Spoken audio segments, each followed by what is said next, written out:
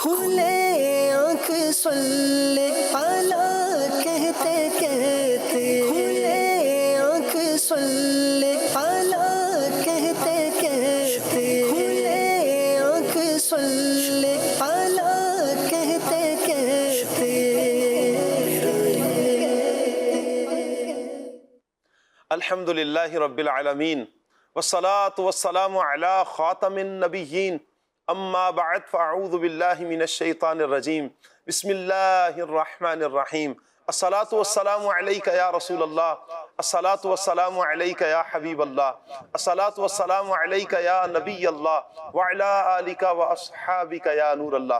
مدنی channel کے ناظرین، programme کھلے آنکھ صلی اللہ کہتے کہتے میں آپ کو خوش آمدید کہتے ہیں۔ اللہ پاک کے پیارے پیارے آخری نبی محمد عربی صلی اللہ علیہ وآلہ وسلم کا فرمان عالی شان ہے، اول الناس بی یوم القیامت اکثرہم علی صلاۃ، یعنی قیامت کے دن لوگوں میں سب سے زیادہ میرے قریب وہ شخص ہوگا جو سب سے زیادہ مجھ پر درود پاک پڑھتا ہوگا۔ سبحان اللہ۔ اے کاش پیارے آقا صلی اللہ علیہ وآلہ وسلم پر ہم زیادہ سے زیادہ درود پاک پڑھنے کی نیت کریں، کوشش کریں۔ مدنی چینل کے ناظرین، آپ ایک مرتبہ تصور تو کریں قیامت کا وہ منظر۔ آج اگر ہمیں 100 50 200 1000 بندے سے ملاقات کرنی پڑ جائے کتنا مشکل ہو جاتا ہے۔ پھر جب کروڑوں اربوں انسان جہاں پر ہوں گے اور ان سارے انسانوں میں کچھ وہ ہوں گے کہ جنہیں پیارے آقا صلی اللہ علیہ وآلہ وسلم کا قرب نصیب ہوگا۔ وہ خوش بخت کون ہے، وہ خوش نصیب کون ہے؟ اللہ اکبر، وہ وہی ہیں کہ جو پیارے آقا صلی اللہ علیہ وسلم پر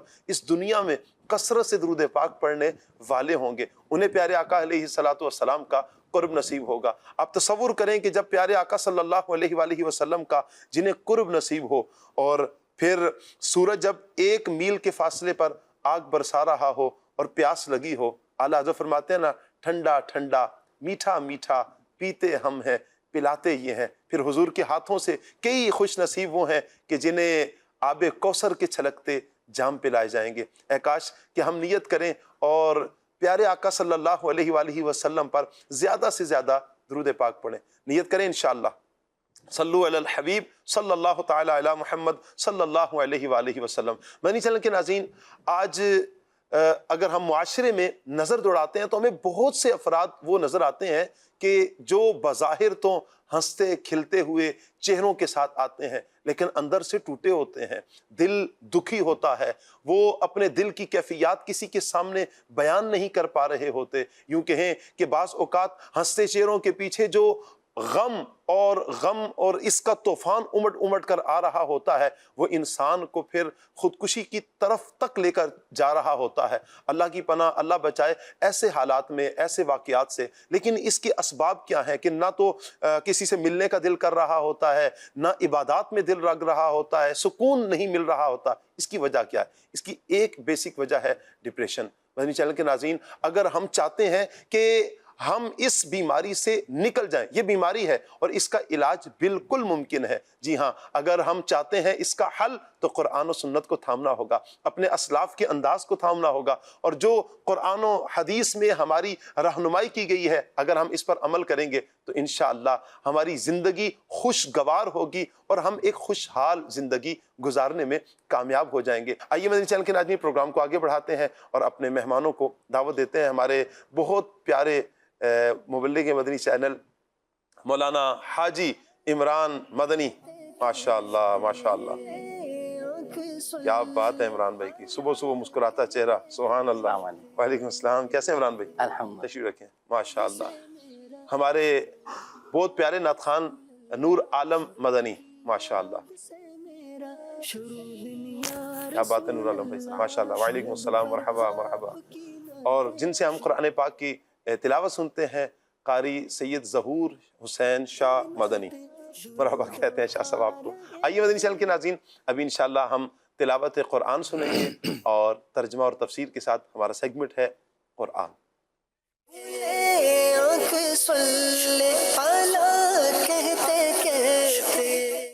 اعوذ باللہ من الشیطان الرجیم۔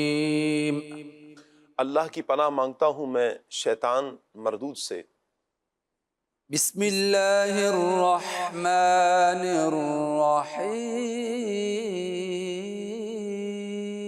اللہ کے نام سے شروع جو نہایت مہربان رحمت والا ہے۔ فتلقى آدم من ربه كلمات فتاب عليه إنه هو التواب الرحيم۔ آسان ترجمہ قرآن کنز العرفان۔ پھر آدم نے اپنے رب سے کچھ کلمات سیکھ لیے تو اللہ نے اس کی توبہ قبول کی، بے شک وہی بہت توبہ قبول کرنے والا بڑا مہربان ہے۔ تفسیر تعلیم القرآن۔ حضرت آدم علیہ السلام نے اپنے رب سے کچھ کلمات سیکھ لیے، اور جب ان کلمات کے ذریعے آپ علیہ السلام نے بارگاہ الہی میں اپنی لغزش سے توبہ کی تو اللہ تعالیٰ نے ان کی توبہ قبول فرما لی۔ اہم باتیں۔ نمبر 1، کلمات سے مراد وہ کلمات ہیں جو اللہ نے حضرت آدم علیہ السلام کو توبہ کرنے کے لیے الہام فرمائے۔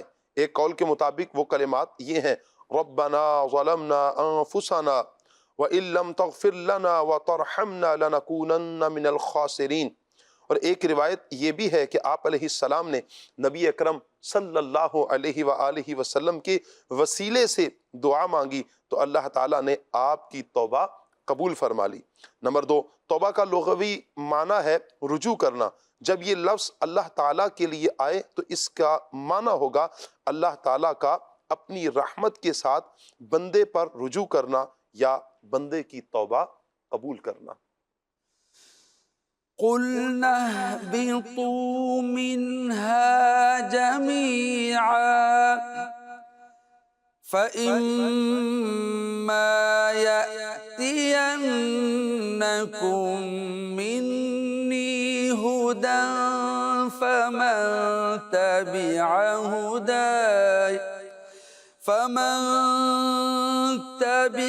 هُدَايَ فَلَا خَوْفٌ عَلَيْهِمْ وَلَا هُمْ يَحْزَنُونَ۔ آسان ترجمہ قرآن کنز العرفان۔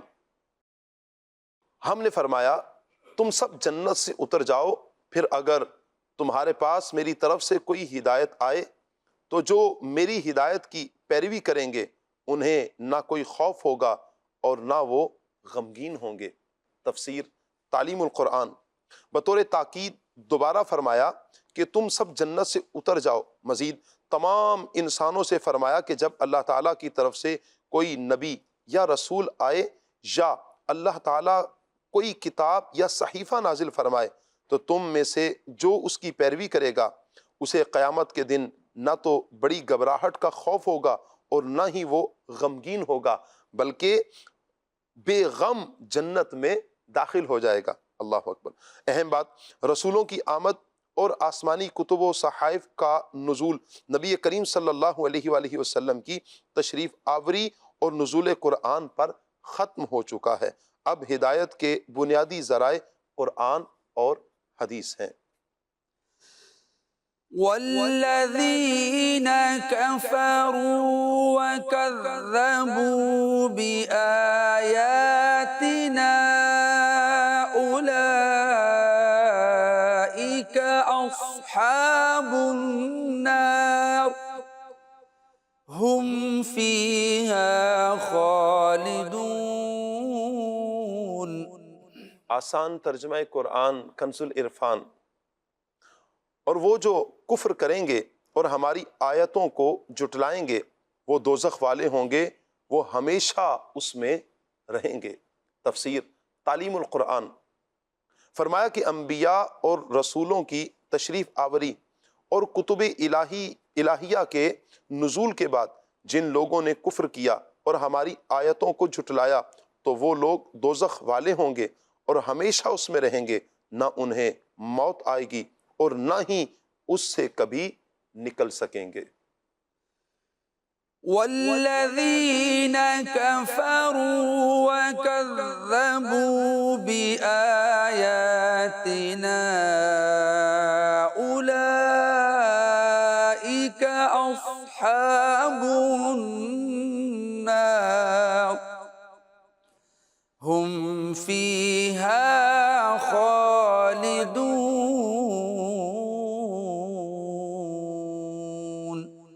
صدق اللہ العظیم۔ جزاک اللہ، جزاک اللہ۔ اللہ پاک نور قرآن سے ہم سب کے سینوں کو منور فرمائے، اور قرآن و سنت کے مطابق اللہ پاک ہمیں اپنی زندگی بسر کرنے کی توفیق عطا فرمائے۔ مدنی چینل کے ناظرین، میں اور آپ غور کریں، آج جو معاشرے میں ہمیں افراد ڈپریشن کا شکار نظر آتے ہیں، کہیں ایسا تو نہیں ہے کہ ان کا تعلق قرآن پاک سے کمزور ہو چکا ہے، دین اسلام کی تعلیمات سے وہ دور ہوتے چلے جا رہے ہیں، جس کا نتیجہ یہ ہے کہ وہ ڈپریشن کا، پریشانیوں کا، دکھوں کا سامنا کر رہے ہیں۔ کہیں تو آزمائش بن کر بھی کہیں دکھ، تکالیف، پریشانی آتی ہیں، لیکن بہت سے اسباب ایسے بھی ہوتے ہیں کہ جو ہمارے اپنے ہاتھوں کے کیے دھرے ہوتے ہیں۔ اللہ پاک ہم سب پر رحمت کی نظر فرمائے۔ مدنی چینل کے ناظرین، ہمارے ایک اور مہمان ہیں، بڑے پیارے مبلغ عمر فیاض بھائی، ان کو بھی دعوت دیتے ہیں۔ مرحبا کہتے ہیں عمر بھائی آپ کو۔ السلام علیکم ورحمۃ اللہ۔ السلام ورحمۃ اللہ وبرکاتہ۔ ماشاء اللہ۔ کیسے ہیں شاہ صاحب، خیریت سے ہیں آپ؟ جی الحمدللہ۔ مدنی چینل کے ناظرین، پروگرام کو اب ہم آگے بڑھائیں گے۔ قرآن پاک کی تلاوت ہم نے سن لی ہے، نعت مصطفیٰ صلی اللہ علیہ وآلہ وسلم انشاءاللہ ہم اپنے پیارے نعت خوان نور عالم بھائی سے سنیں گے انشاءاللہ۔ جی نور عالم بھائی۔ صلو علی الحبیب صلی اللہ تعالی علی محمد صلی اللہ علیہ وآلہ وسلم۔ صلی علی نبینا صلی علی محمد صلی علی شفیعنا صلی علی محمد صلی علی کریمنا صلی علی محمد۔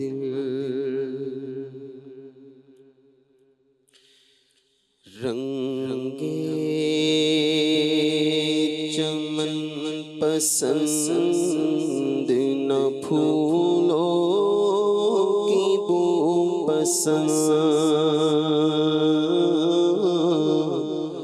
رنگے چمن پسند نہ پھولوں کی بو پسند، رنگے چمن پسند نہ پھولوں کی بو پسند، صحرائے طیبہ صحرائے طیبہ ہے، دل بلبل کو تو پسند، رنگے چمن پسند نہ پھولوں کی بو پسند، رنگے چمن پسند نہ پھولوں کی بو پسند، اپنا عزیز وہ ہے جسے تو عزیز ہے،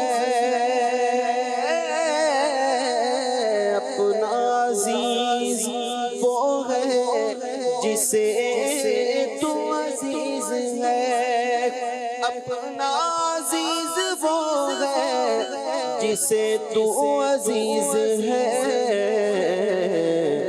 ہم کو ہے وہ پسند جسے آئے تو پسند، ہم کو ہے وہ پسند جسے آئے تو پسند، ہم کو ہے وہ پسند جسے آئے تو پسند، اور مایوس ہو کہ سب سے میں آیا ہوں تیرے پاس،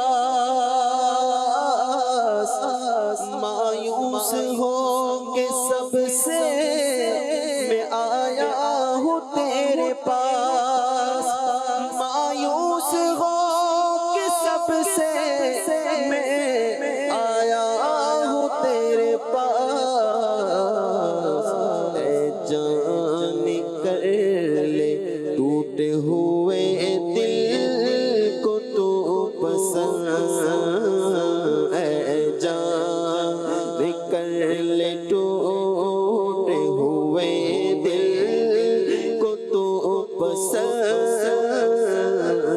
اے جان کر لے ٹوٹے ہوئے دل کو تو پسند رنگے چمن پسند نہ پھولوں کی بو پسند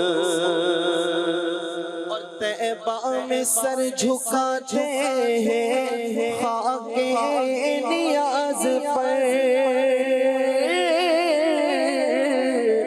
طیبہ میں سر جھکاتے ہیں خاک نیاز پر سر جھکاتے ہیں خاک نیاز پر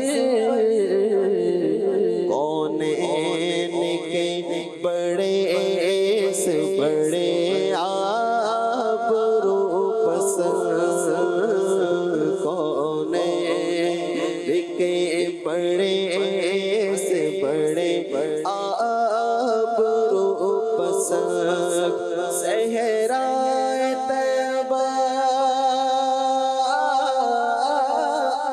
صحرا طیبہ ہے دل بلبل کو تو پسند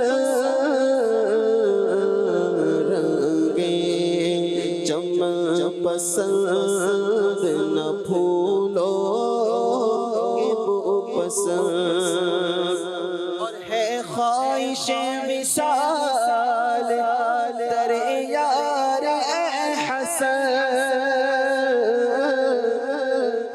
خواہش وصال در یار اے حسن ہے خواہش وصال در یار اے حسن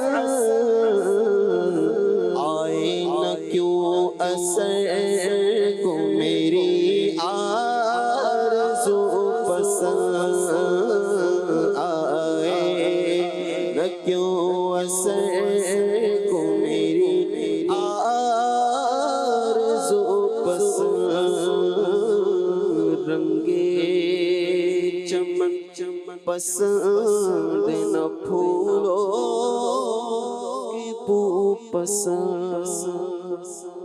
اللہ اللہ اللہ اللہ اللہ پاک نبی رحمت صلی اللہ علیہ وآلہ وسلم کی پیاری اداؤں کو لینے کی سمجھنے کی حضور علیہ الصلوۃ والسلام کی پیاری سیرت پر اللہ پاک ہم سب کو عمل کی توفیق عطا فرمائے۔ یقین کریں مدنی چینل کے ناظرین، جنہوں نے نبی پاک صلی اللہ تعالیٰ علیہ وآلہ وسلم کی سیرت کو اپنایا ہے وہ زمانے کے تاجدار بنے ہیں، زمانے کی بادشاہ بنے ہیں۔ وہ یوں کہہ لیں کہ وہ بیٹھے تو چٹائی پر ہیں لیکن دنیا کے دلوں پہ انہوں نے پھر حکومت کی ہے، راج کیا ہے۔ کیا میرے آقا صلی اللہ علیہ وآلہ وسلم کے ساتھ ان کا تعلق مضبوط تھا۔ آج بھی اگر جن مسائل کا ہم شکار ہیں تو غور کریں کہ کہیں نہ کہیں ہم وہاں پر آ کر کھڑے ہیں کہ نبی پاک صلی اللہ علیہ وسلم کی معاذ اللہ سنتوں سے دور ہیں، حضور علیہ الصلوۃ والسلام کے بتائے ہوئے طریقہ کار سے دور ہیں۔ آج بھی ہم بہترین زندگی گزار سکتے ہیں، اور بہت سے ایسے افراد بحمدللہ تعالیٰ آج کے اس دور میں بھی موجود ہیں کہ جو خوشحال زندگی گزار رہے ہیں، پرسکون زندگی گزار رہے ہیں۔ یوں کہیں کہ انہوں نے اپنی دنیا کو بھی سنوارا ہے اور اپنی آخرت کو بھی کامیاب کر رہے ہیں۔ وہ کیسے نبی پاک علیہ الصلوۃ والسلام کے بتائے ہوئے طریقہ کار کے مطابق اپنی زندگی بسر کرنے میں، اور یقیناً اسی میں ہماری کامیابی ہے۔ ہمارے دکھوں کا حل، ہمارے دردوں کا حل، ہماری پریشانیوں کا حل، ہماری ٹینشنوں کا حل نبی رحمت صلی اللہ علیہ وآلہ وسلم کی تعلیمات پر عمل کرنے میں ہے۔ میں چاہوں گا عمران بھائی، آج کا جو ہمارا موضوع ہے ڈپریشن، سب سے پہلے تو ہمیں یہ بتا دیں کہ ڈپریشن ہے کیا، پھر اس کی وجوہات کیا ہیں، یہ کیوں یہ بیماری بندے کے ساتھ جڑ جاتی ہے۔ جی بسم اللہ الرحمن الرحیم۔ ڈپریشن کو اردو کے اندر افسردگی یا پھر جو ہے ذہنی دباؤ کہا جاتا ہے۔ صحیح۔ ذہن ہر وقت بزی رہتا ہے، اور ذہن جو ہے وہ بہت زیادہ دباؤ محسوس کرتا ہے، اسے جو ہے ڈپریشن کہا جاتا ہے۔ یہ ایک وقتی اور عارضی اداسی نہیں بلکہ ایک مستقل گہری ذہنی کیفیت کو کہا جاتا ہے، جس کی وجہ سے انسان کی سوچنے، محسوس کرنے اور روزمرہ زندگی گزارنے کی صلاحیت یہ متاثر ہوا کرتی ہے۔ جی ڈپریشن کے اندر یہ ہوتا ہے کہ انسان خود کو اداس اور بوجھل محسوس کرتا ہے۔ صحیح۔ جن چیزوں میں اس کو پہلے لطف آیا کرتا تھا، جو چیزیں پہلے خوشی دیا کرتی تھیں، اب ان کے اندر اسے دلچسپی بھی باقی نہیں رہتی، صحیح، وہ چیزیں خوشی بھی نہیں دیتی۔ اسی طرح توانائی جو ہے وہ ختم ہو جاتی ہے، کسی چیز کے اندر دل نہیں لگتا، خود اعتمادی کم ہو جاتی ہے، اور بندہ کنفیوز ہی رہتا ہے، فیصلہ کرنے کی طاقت اس کے اندر باقی نہیں رہتی کہ میں کیا کروں کیا نہ کروں۔ اسی طرح یہ کیفیت افسردگی کی، مایوسی کی کیفیت بعض اوقات اتنی بڑھ جاتی ہے کہ بندہ سوسائڈ کی طرف چلا جاتا ہے، معاذ اللہ خودکشی کرنے کی طرف چلا جاتا ہے، یا ایسی سوچ آ سکتی ہے، ایسے خیالات آ سکتے ہیں، تو اس کو جو ہے ڈپریشن کہا جاتا ہے۔ یعنی کہ جو معاشرے میں افراد ہیں، ایک تعداد عمران بھائی کہ جو اس سوسائڈ کی طرف جاتے ہیں، معاذ اللہ خودکشی کی طرف جاتے ہیں، بہت سی وجوہات ہوں گی، ان میں ایک وجہ یہ بھی ہو سکتی ہے ڈپریشن۔ جی بالکل، دیکھیں اصل تو کوئی بھی پریشانی ہو، کوئی بھی چیز ہو، بندہ جب خودکشی کرتا ہے تو اس کا ذہن تو ویسے بزی ہو گیا نا، دباؤ ذہن پر اتنا ہوتا ہے کہ اس کو اپنے اچھے برے کی پہچان باقی نہیں رہتی۔ صحیح۔ وہ یہ سمجھتا ہے کہ شاید میں جب خودکشی کر لوں گا تو اس پریشانی سے نجات پا جاؤں گا، حالانکہ آخرت کا عذاب اس کے لیے اور بڑھ جاتا ہے، اور اس وقت کی بیماری پریشانی، اس وقت کی آزمائش مرنے کے بعد کی، وہ دنیاوی آزمائش سے زیادہ ہوا کرتی ہے۔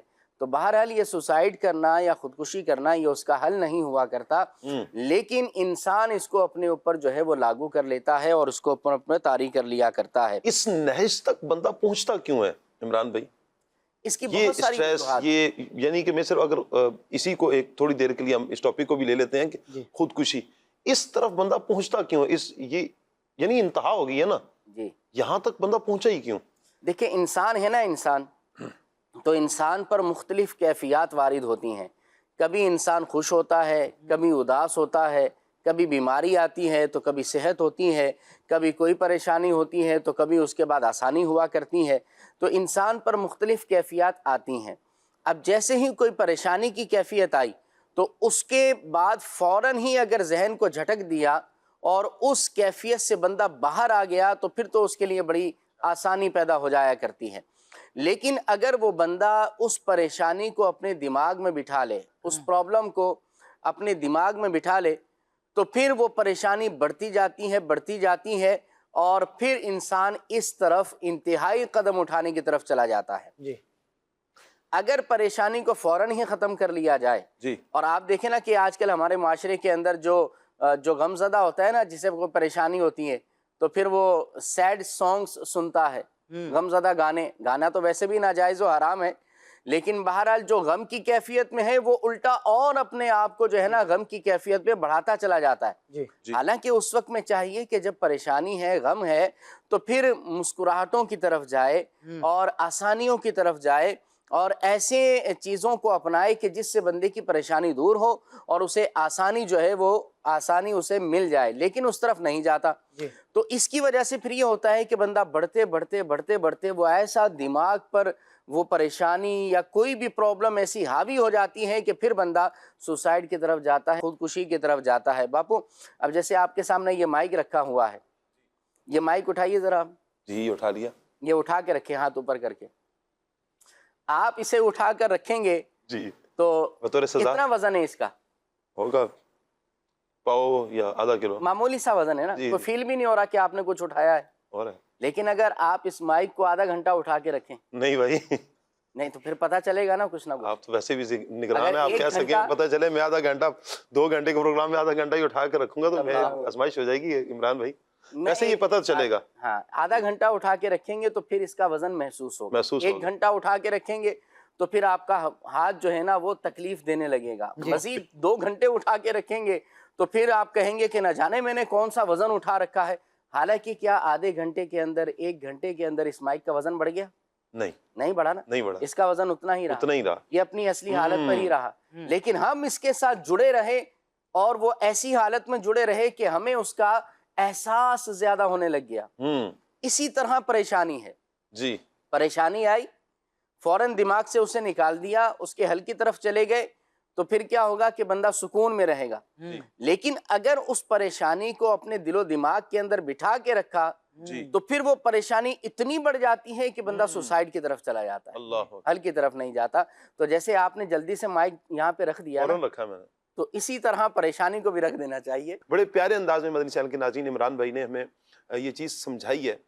یہ پریشانیاں، یہ دکھ، یہ یوں کہیں کہ یہ زندگی کا ایک حصہ ہے. جی. ہم ان سے بھاگ نہیں سکتے. بلکہ وہ کہا نا کہ مرد تو وہ ہوتا ہے کہ جو میدان میں ڈٹ کے مقابلہ کرتا ہے، بھاگنا نہیں ہوتا. ہم کیوں بھاگیں؟ ہم کیوں ایسی طرف چلے جائیں، پیٹھ دکھا دیں کہ جس سے ہماری دنیا میں ہم بظاہر لوگوں کی نظروں میں کہ یار اب اس سے غم ختم ہو گئے. غم نہیں ختم ہو گئے. اب آگے کا جو جہان ہے وہ تو بہت ساری زندگی کا ہے نا. اب تو نہ ختم ہونے والی زندگی ہے. اب اس میں عذاب میں ہم مبتلا ہو گئے. اچھا، ایک تو ڈپریشن کا یہ ہماری صحت پر نقصان یہ پڑتا ہے کہ لوگ سوسائڈ کی طرف چلے جاتے ہیں. میں چاہوں گا عمر فیاض بھائی، مزید اس کے علاوہ جو انسانی صحت پر اس کے مزید اثرات مرتب ہوتے ہیں وہ کیا کیا ہیں، یہ ارشاد فرما دیں. بسم اللہ الرحمن الرحیم. شاہ صاحب اگر آپ کی پرمیشن ہو تو جو گفتگو پہلے عمران بھائی نے کی ہے تھوڑا سا میں اس کو کنٹینیو کروں گا، پھر آپ کے سوال کی طرف بھی آتا ہوں اگر آپ کی اجازت ہو تو. جی جی بالکل اجازت ہے. جزاک اللہ، بارک اللہ. آمین. آپ نے خودکشی کے حوالے سے پوچھا کہ بھی کیا وجہ ہے کہ بندہ اس چیز کی طرف چلا جاتا ہے.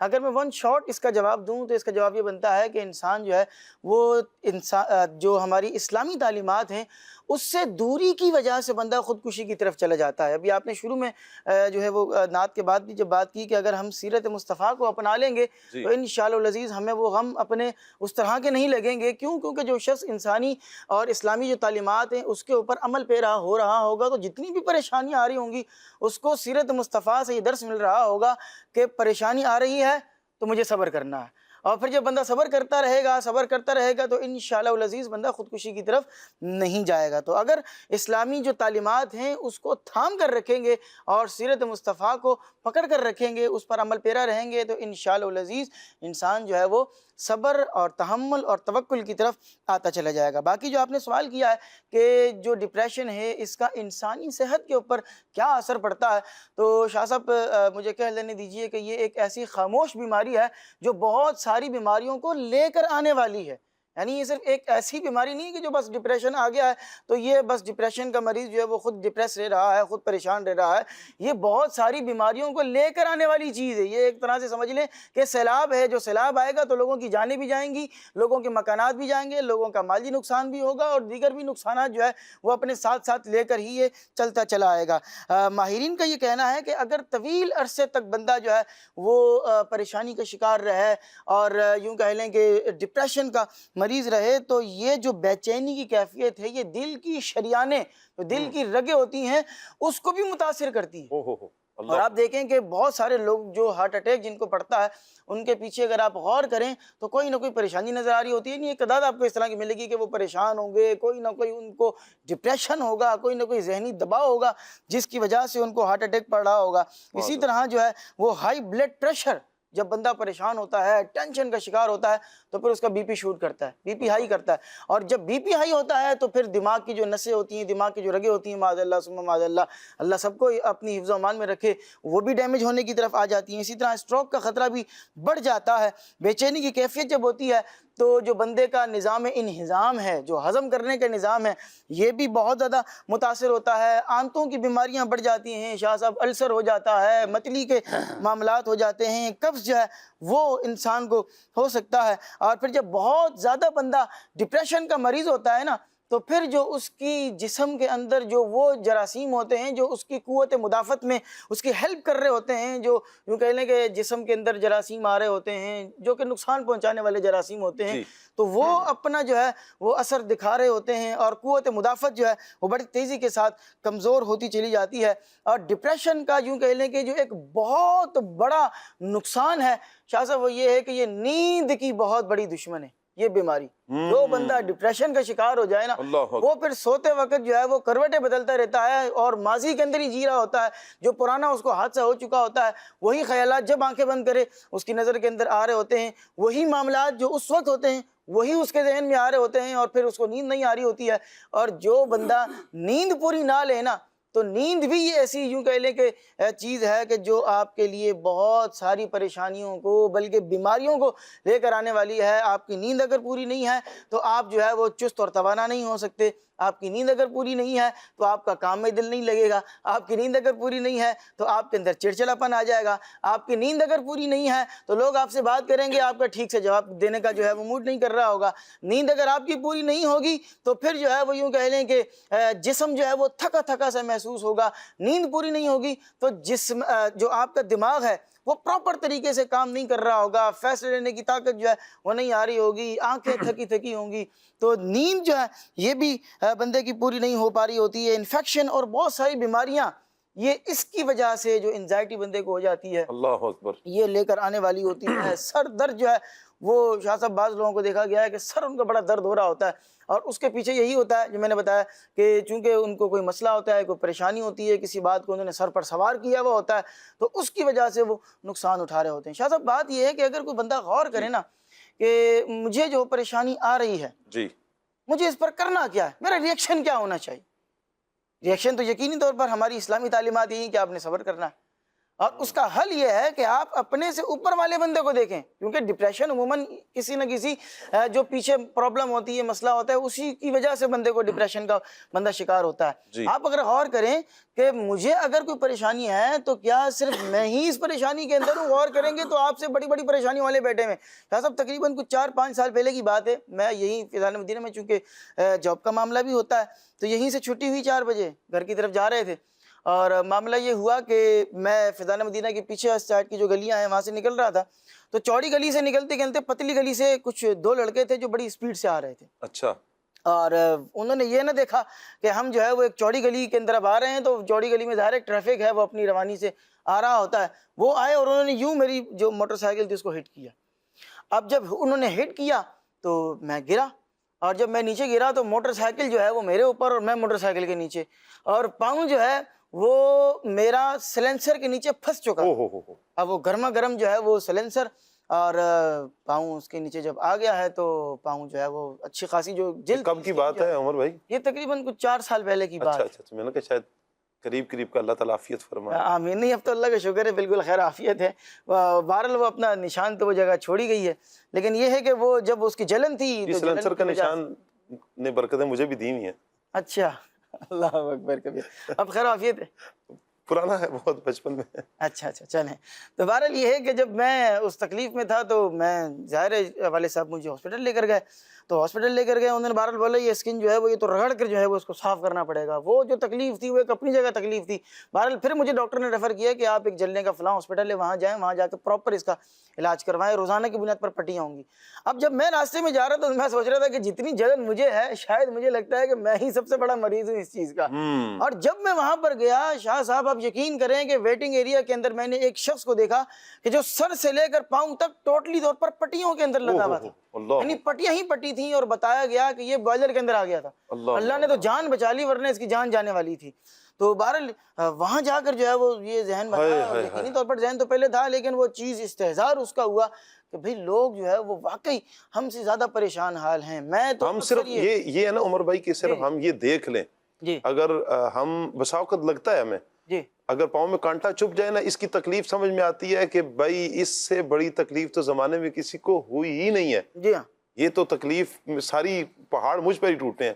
جب بندہ دیکھتا ہے کسی کو کہ مجھ سے بڑی تکلیف والے افراد بھی موجود ہیں پھر اپنی تکلیف کا احساس کم ہوتا ہے.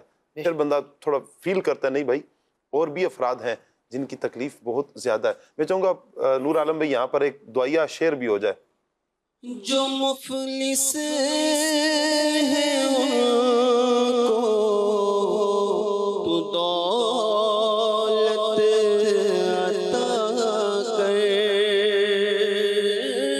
جو بیمار ہے ان کو صحت عطا کر,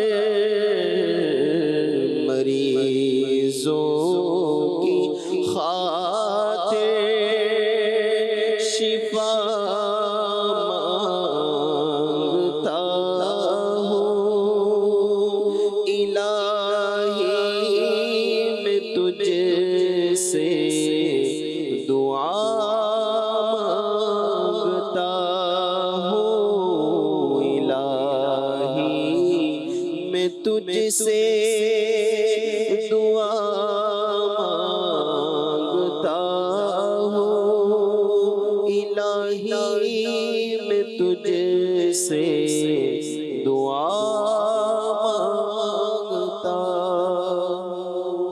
آمین آمین آمین۔ میں چاہوں گا عمران بھائی یہاں قرآن کریم اس حوالے سے ہماری کیا رہنمائی کرتا ہے، ارشاد فرمائیں۔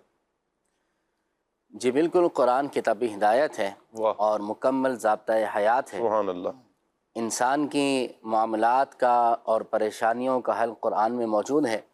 جی قرآن کریم میں اللہ رب العالمین نے واضح طور پر فرمایا ہے لا یکلف اللہ نفسا الا وسعها، واہ، فرمایا کہ اللہ رب العالمین کسی جان پر اس کی طاقت سے زیادہ بوجھ نہیں ڈالتا، جی یعنی ہماری سکت، ہماری برداشت سے زیادہ، ہماری حیثیت سے زیادہ ہمیں احکام کا مکلف نہیں بنایا گیا۔ اسی طرح جو بھی معاملات ہماری زندگی میں ہوتے ہیں جی تو اٹ مینس کہ اللہ رب العالمین نے ہی وہ عطا فرمائے ہیں، خوشی غمی اللہ رب العالمین ہی کی طرف سے ہوتی ہے۔ جی تو لہٰذا ہمیں جو پریشانی آئی ہے تو اسے یوں سمجھنا چاہیے کہ یہ میرے نصیب میں بہتر ہے جی اور یہی میرے لیے اچھا ہے جو اللہ رب العالمین نے عطا فرمایا ہے۔ قرآن کریم میں اللہ رب العالمین نے مایوسی سے منع فرمایا۔ اللہ رب العالمین نے فرمایا لا تقنطوا من رحمت اللہ، اللہ کی رحمت سے مایوس نہ ہو۔ اللہ کی رحمت سے مایوس ہونا یہ مسلمانوں کا کام نہیں ہے۔ آپ قرآن میں پڑھیں گے تو اللہ کی رحمت سے مایوس ہونا یہ تو غیر مسلموں کا کام ہے، واضح طور پر اس کو قرآن میں بیان کیا گیا ہے۔ تو اللہ کی رحمت سے مایوسی یہ بندے کو ڈپریشن کی طرف لے کر جاتی ہے، اللہ کی رحمت سے نا امیدی یہ ڈپریشن کی طرف لے کر جاتی ہے۔ اگر اللہ کی رحمت پر بھروسہ کر کے بیٹھ جائیں، اللہ پر توکل کر کے بیٹھ جائیں تو انشاءاللہ ہماری بیماری، ہماری پریشانی اور یہ ڈپریشن کی کیفیت سے ہم نکل آئیں گے۔ وہ کہتے ہیں نا کہ جے سونا میرے دکھ وچ راضی تے واہ سکھ واہ تو چلے واہ، پاواں۔ کیا بات ہے۔ حالات و واقعات کو دیکھیں کہ اگر بیماری آئی ہے تو اللہ کی مرضی سے آئی ہے، بے شک۔ پریشانی آئی ہے تو اللہ کی طرف سے آئی ہے، خوشی غمی رب کی طرف سے ہوا کرتی ہے۔ جی تو بہرحال اللہ کی رضا پہ راضی رہنا یہ بہت ضروری ہے، اور جب بندہ اس پر راضی رہے گا تو اسی کے اندر چین اور سکون ہے، اطمینان ہے، واہ، اسی کے اندر نجات ہے۔ جی دیکھیں دو قسم کے لوگ ہوا کرتے ہیں، جی ایک وہ لوگ ہوتے ہیں کہ جو کہتے ہیں کہ بس میں ہی زیادہ بیمار ہوں، میں ہی زیادہ پریشان ہوں، باقی سب سکون میں ہے۔ وہ جیسے بعض لوگ کہتے ہیں نا میرے ساتھ ہی ایسا کیوں ہوتا ہے، جی ہیں جی میرے ساتھ ہی ایسا کیوں ہوتا ہے۔ جی تو ایک تو جو ہے نا قسم یہ والی ہے۔ جی اچھا دوسری قسم وہ ہے جو کہتے ہیں کہ یار میں تو پھر بھی اللہ کا شکر ہے بہت ٹھیک ہوں، بہت اچھا ہوں، اور بہت سارے لوگ، لاکھوں کروڑوں لوگ مجھ سے بھی بدتر حالت میں موجود ہیں، مجھ سے بھی کمتر حالت میں زندگی گزار رہے ہیں۔ تو ایک یہ قسم ہے، اور تیسری قسم اگر بنائیں تو یہ بھی بنتی ہے کہ جب بندہ پریشان ہوتا ہے یا معاملات خراب ہوتے ہیں تو وہ یوں بھی ریئیکٹ کرتا ہے کہ ٹھیک ہے جو دنیا کے ساتھ ہو رہا ہے وہ میرے ساتھ ہو رہا ہے، جی ہیں جی جی جو سب کے ساتھ ہوگا وہ بھی وہی میرے ساتھ ہوگا۔ حالات جی و واقعات سب کے ساتھ ہیں، جب دنیا چل رہی ہے تو سارے معاملات سب کے ساتھ ہو رہے ہیں۔ تو اب بندے کو یہ انتخاب کرنا ہے، اپنے آپ کو سلیکٹ کرنا ہے کہ میں کس کیٹیگری میں آتا ہوں۔ جی اگر تو اس کیٹیگری میں ہے کہ میرے ساتھ ہی ایسا کیوں ہوتا ہے، میرے ساتھ ہی خراب ہوتا ہے، باقی سب کے ساتھ اچھا ہوتا ہے، تو ایسا بندہ کبھی سکون میں نہیں آ سکتا، کبھی خوش نہیں ہو سکتا وہ، ٹھیک ہے۔ صحیح۔ اور باقی جو دو کیٹیگریز بنتی ہیں کہ ٹھیک ہے میرے ساتھ ہے تو اوروں کے ساتھ بھی ایسا ہی ہے، جی بھائی کوئی چیز مہنگی مل رہی ہے جی تو بھائی سبھی کو مہنگی مل رہی ہے، جی مجھے تھوڑی مل رہی ہے۔ صحیح ہے۔ اگر مہنگائی ہو گئی ہے جی تو سبھی کے لیے ہوئی ہے، جی صرف میرے اکیلے کے لیے تو نہیں ہوئی، صحیح۔ ٹھیک ہے۔ اچھا اگر بیماری آئی ہے تو ہاسپٹل پر بھرے پڑے ہیں بیماروں سے، تو سبھی پر بیماری آتی ہے، مجھے اکیلے پر تو نہیں آئی۔ جی نقصان میرا ہوا ہے تو بھئی ہر ایک کا نقصان ہوتا ہے، جی اس کی کیفیت نوعیت مختلف ہو سکتی ہے، تو صرف میرے اکیلے پر ہی تو بیماری یا کوئی نقصان تو نہیں آیا۔ تو ایسا بندہ بھی سکون میں رہ سکتا ہے، دل کو جو ہے نا وہ ایک آس مل جاتی ہے، امید مل جاتی ہے۔ تیسرا وہ کہ میں تو اچھا ہوں، لوگوں نے جو ہے لوگ مجھ سے بھی جو ہے وہ بری حالت میں موجود ہیں، تو یہ اپنے آپ کو پہلے اپنا انتخاب کریں کہ میں کس کیٹیگری میں آتا ہوں۔ جب اپنے آپ کو یہ مان لیں گے کہ میں اس کیٹیگری کے اندر ہوں تو پھر جو ہے نا انشاءاللہ زندگی آسان ہو جائے گی۔ جب زندگی آسان ہوگی نا تو زندگی جینے کا مزہ بھی آئے گا، پریشانیوں سے بندہ نکلے گا، ٹھیک ہے نا۔ تو یہ اپنے آپ کو ڈیسائیڈ کرنا ضروری ہے۔ قرآن کریم میں جا بجا جو ہے نا وہ صبر کا درس دیا کیا ہے۔ جی یا ایھا الذین آمنوا استعینوا بالصبر والصلاۃ ان اللہ مع الصابرین۔ جی اللہ صبر کرنے والوں کے ساتھ ہے، ہم صبر کریں، ہم صبر کریں۔ اور یہ آیات بینات، جب یہ ایسی آیات بینات وَلَنَبْلُوَنَّكُمْ بِشَيْءٍ مِّنَ الْخَوْفِ وَالْجُوعِ وَنَقْصٍ مِّنَ الْأَمْوَالِ وَالْأَنفُسِ وَالثَّمَرَاتِ وَبَشِّرِ الصَّابِرِينَ۔ اللہ پاک فرماتے ہیں ہم تمہیں ضرور آزمائیں گے، آزمائش آئے گی، کبھی پریشانی ہے، دکھ ہے، مالوں کی کمی، جانوں کی کمی سے، لیکن کیا ہے وَبَشِّرِ الصَّابِرِينَ، خوشخبری سنا دو کن کو؟ جو صبر کرنے والا، صبر کا دامن ہاتھ سے نہیں چھوڑنا۔ حدیث مبارک میں ہے نبی پاک علیہ السلام نے فرمایا کہ ایک بندے کا خاص مقام اللہ کے دربار میں مقرر ہوتا ہے کہ اس بندے کو یہ مقام و مرتبہ دیا جائے گا، یہ بندہ اس درجے تک پہنچے گا، مگر وہ اپنی عبادت و ریاضت کے ساتھ، اپنے مجاہدات کے ساتھ، اپنے جو ہے وہ نیک عملوں کے ذریعے سے اس مقام کو نہیں پا سکتا۔ پھر کیا ہوتا ہے؟ اللہ کی طرف سے اس بندے پر آزمائشیں آتی ہیں، پریشانیاں آتی ہیں، بیماریاں آتی ہیں، آزمائشیں آتی ہیں، اور پھر وہ بندہ ان آزمائشوں پر صبر کرتا ہے۔ جی اور جب ان آزمائشوں پر صبر کرتا ہے تو صبر کی بدولت اللہ پاک اسے وہ مقام و مرتبہ عطا فرما دے۔ سبحان اللہ۔ تو یہ بیماری، پریشانی، یہ جو بھی معاملات ہوتے ہیں یہ بندے کی بہتری کے لیے ہوا کرتے ہیں۔ اور یاد رکھیں جب بھی پریشانی آتی ہے نا، جب بھی ڈپریشن ہوتا ہے تو اپنا حل ساتھ لے کے آتا ہے، بغیر حل کے نہیں آتا، بغیر سولوشن کے کوئی پرابلم نہیں آتی۔ لیکن ہمارا پرابلم کیا ہے کہ ہم سولوشن کی طرف، اس کے حل کی طرف توجہ نہیں کرتے، ہم اس بیماری پر ہی، اس پرابلم پر ہی فوکس کر کے بیٹھ جاتے ہیں۔ قرآن کریم میں واضح طور پہ اللہ رب العالمین نے فرمایا فَإِنَّ مَعَ الْعُسْرِ يُسْرًا، فرمایا بے شک تنگی کے بعد آسانی ہے۔ إِنَّ مَعَ الْعُسْرِ يُسْرًا، بے شک تنگی کے بعد آسانی ہے، تنگی کے ساتھ آسانی ہے، بے شک تنگی کے ساتھ آسانی ہے۔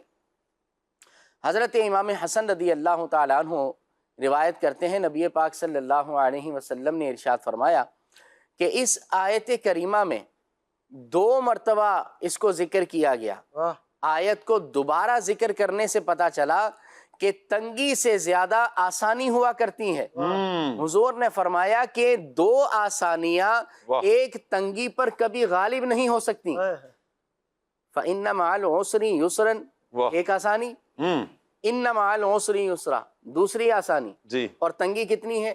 ایک۔ تو اس کا مطلب یہ ہے کہ پریشانیاں، بیماریاں، ٹینشنیں، ڈپریشن، یہ ساری زندگی کا حصہ ہیں اور یہ آئیں گے، ٹھیک ہے۔ لیکن کیا ہے کہ جب بھی پریشانی آتی ہے، کوئی بھی پرابلم آتی ہے، اپنا حل ساتھ لے کر آتی ہے، ہمیں اب اس کے حل کو تلاش کرنا ہے کہ اس کا حل کہاں پر ہے، کیسے ہم اسے پائیں گے۔ ایک بڑی پیاری حکایت باپو اپنا مفتی احمد یار خان نعیمی رحمۃ اللہ تعالی علیہ نے لکھی ہے۔ فرمایا کہ حضرت سیدنا بایزید بستامی رحمۃ اللہ تعالی علیہ راستے میں کہیں جا رہے تھے تو ایک بچہ جو ہے راستے میں کہیں کھیل رہا تھا، برابر ہی میں کیچڑ تھا، وہ بچہ کھیلتے کھیلتے جو ہے نا کیچڑ میں گر پڑا، اور اس کے کپڑے بھی جو ہے نا وہ کیچڑ میں لگ گئے، اور اس کے بدن پر بھی کیچڑ لگ گیا۔ اتنے میں اس کی ماں آتی ہے، اس کو تھپڑ مارتی ہے زور سے، اور پھر اسے نہلاتی ہے، اسے اچھے کپڑے پہناتی ہے، اور پھر جو ہے نا اسے صاف ستھرا کر دیتی ہے۔ حضرت سیدنا بایزید بستامی رحمۃ اللہ تعالی علیہ نے یہ واقعہ ذکر کرنے کے بعد مفتی احمد یار خان نعیمی رحمۃ اللہ تعالی علیہ نے فرمایا کہ میرے رب کی رحمت بھی ایسی ہی ہے کہ جب بندہ گناہوں کی دلدل میں گر جاتا ہے اور گندا ہو جاتا ہے تو اللہ رب العالمین کچھ سزا دے کر، کچھ آزمائش میں ڈال کر بندے کو صاف ستھرا فرماتا ہے۔ تو جب ایک ماں بچے کو جب گندا ہو جائے، میلا کچیلا ہو جائے، اسے کچھ سزا دے کر صاف ستھرا کر دیتی ہے، تو یہ مصیبتیں، آزمائشیں، پریشانیاں یہ بھی ہمیں گناہوں سے پاک کرنے کے لیے آتی ہیں، ہمیں صاف ستھرا کرنے کے لیے آتی ہیں۔ اب یہ روایت، یہ حکایت جو میں نے پڑھی نا، اللہ اکبر، اس پر تو حدیث بہت مبارکہ بھی دلیل بن سکتی ہے۔ جو نبی پاک علیہ السلام کی حدیث پاک ایک مفہوم ہے بندہ مومن کے پاؤں میں جب کانٹا بھی چبھتا ہے اللہ پاک اس پر بھی اجر عطا فرماتا ہے. یعنی مصیبتوں پر بندہ صبر کرے اللہ پاک اس پر اجر عطا فرماتا ہے. یعنی گناہ دھلتے ہیں، نیکیاں اللہ تبارک و تعالیٰ عطا فرماتا ہے. اور یہ کتنی پیاری حکایت بھائی یزید بستامی رحمۃ اللہ تعالیٰ علیہ نے جو بیان فرمائی ہے. یقیناً اللہ پاک اگر ہم ماں کو دیکھیں نا، ماں کا پیار ہے یہ جو اگر تھوڑی سی سختی بھی کرتی ہے کہ اس نے کپڑے گندے کر دیے، یہ ماں کا پیار ہوتا ہے. اللہ اکبر. اور یہ رب اگر آزمائشیں دے رہا ہے، جس رب نے بھیجی ہے نا وہی رب اس کو دور کر دے گا. یہ دل میں بٹھا لیں دل میں، میرے رب نے بھیجی ہے نا، رب دور کر دے گا، رب دور کر دے گا. وہ کسی نے بادشاہ نے کہا تھا نا کہ مجھے ایک ایسا جملہ بتا دو کہ جسے میں خوشیوں کے وقت میں سنوں یا پڑھوں یا دیکھوں، مجھے یاد آئے تو میں غم کی کیفیت میں چلا جاؤں، اور جب میں غم میں ہوں، پریشانیوں مصیبتوں میں ہوں، تو وہ ایک جملہ ایسا ہو کہ میرے سارے غم بھلا دے اور مجھے سکون دے دے. کسی نے بڑا پیارا جملہ بیان کیا، کہا یہ وقت بھی گزر جائے گا. آپ آج پریشانیوں میں ہے نا، آج دکھ میں ہے، آج بیماری ہے نا، یہ وقت گزر جائے گا. اطمینان رکھیں، یہ وقت گزر جائے گا، یہ زیادہ عرصہ نہیں رہیں گی. اللہ نے چاہا تو اگر کچھ ٹائم پریشانیوں کا آیا ہے، وہ سکون کا ٹائم بھی رب ہی دے گا. اس رب نے آپ کو پیدا کیا ہے، وہ آپ کا خالق ہے. ایک ماں اپنے بچے سے اتنا پیار کرتی ہے، آپ خود سوچیں نا، ماں ایک کیا کئی ماؤں سے بڑھ کر خالق پیار کرتا ہے بندے سے، رب پیار کرتا ہے بندے سے. وہ مصیبتیں دے کر، پریشانیاں دے کر، بہت سی اس کی حکمتیں ہیں، ہزارہا حکمتیں اس میں پوشیدہ ہوتی ہیں. ہم ان حکمتوں کو سمجھ نہیں پاتے ہیں کہ یہ میرے حق میں بہتر تھیں. وہ ایک مرتبہ ایک بادشاہ کا ایک حکایت آتی ہے کہ ایک بادشاہ کا ایک وزیر تھا، وہ اس کو نا بار بار ایک جملہ کہا کرتا تھا، جس حال میں بھی ہیں اللہ کا شکر ہے، جس حال میں بھی اللہ کا شکر ہے. یہ معاملہ ہوا ہے، اللہ کا شکر ہے، اللہ کا شکر ہے. اس طرح کے وہ الفاظ، شکر کے کلمات کہتا تھا. کرتا ہے بہتر کرتا ہے. جی، اللہ جو کرتا ہے بہتر کرتا ہے. جی. وہ ایک مرتبہ وہ کہیں گیا تو بادشاہ کی نا وہ انگلی کٹ گئی. جب انگلی کٹی تو اس نے وزیر نے دیکھا، اس نے کہا کہ اللہ جو کرتا ہے بہتر کرتا ہے، بہتر ہو گیا، اللہ کا شکر ہے. اس نے کہا کہ یہ عجیب آدمی ہے، میری انگلی کٹ گئی، خون نکل رہا ہے اور یہ کہہ رہا ہے بہتر ہو گیا، یہ کیسے بہتر ہو گیا؟ اس نے اٹھایا اور اٹھا کے جیل میں. کچھ عرصہ گزرا، بادشاہ شکار کے لیے نکلا. جب شکار کے لیے نکلا نا تو وہاں کے کچھ وہ افراد کے جو انسانوں کو بھی کھا جائیں، ایسے افراد نے اس کو پکڑ لیا. اچھا، یہ اپنے ساتھیوں سے جدا ہو چکا تھا، گم ہو گیا بادشاہ. اچھا، ان کا ایک اصول تھا، انہوں نے بادشاہ کو دیکھنا شروع کر دیا. پتا تو نہیں تھا کہ کون ہے بادشاہ، انہوں نے اپنا خوراک سمجھی اور تلاش کرنا شروع کر دیا. ایک نے آواز دی، چھوڑ دو اس کو، یہ ہم کھانے قابل نہیں ہے. کیوں بھائی؟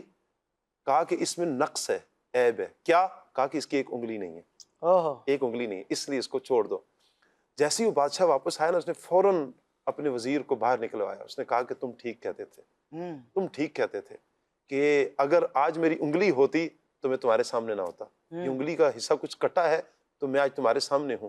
اللہ جو کرتا ہے بہتر کرتا ہے. یہ سمجھانے کے لیے مدنی چینل کے ناظرین ہم سمجھ جائیں، جو مصیبتیں، جو پریشانیاں، جو دکھ آئے ہیں، یہ ہمارے حق میں بہتر ہیں. جو سکون مل رہا ہے، آسائشیں ہیں، یہ بھی ہماری بہتری کے لیے. جو اللہ فرماتا ہے نا، بس اللہ کی عطا پہ راضی ہو جائیں. اللہ بہتر کرنے والا ہے. آپ کی کچھ کالز ہیں، کال لیتے ہیں. میرا یہ سوال ہے، ڈپریشن اور اداسی میں کیا فرق ہے؟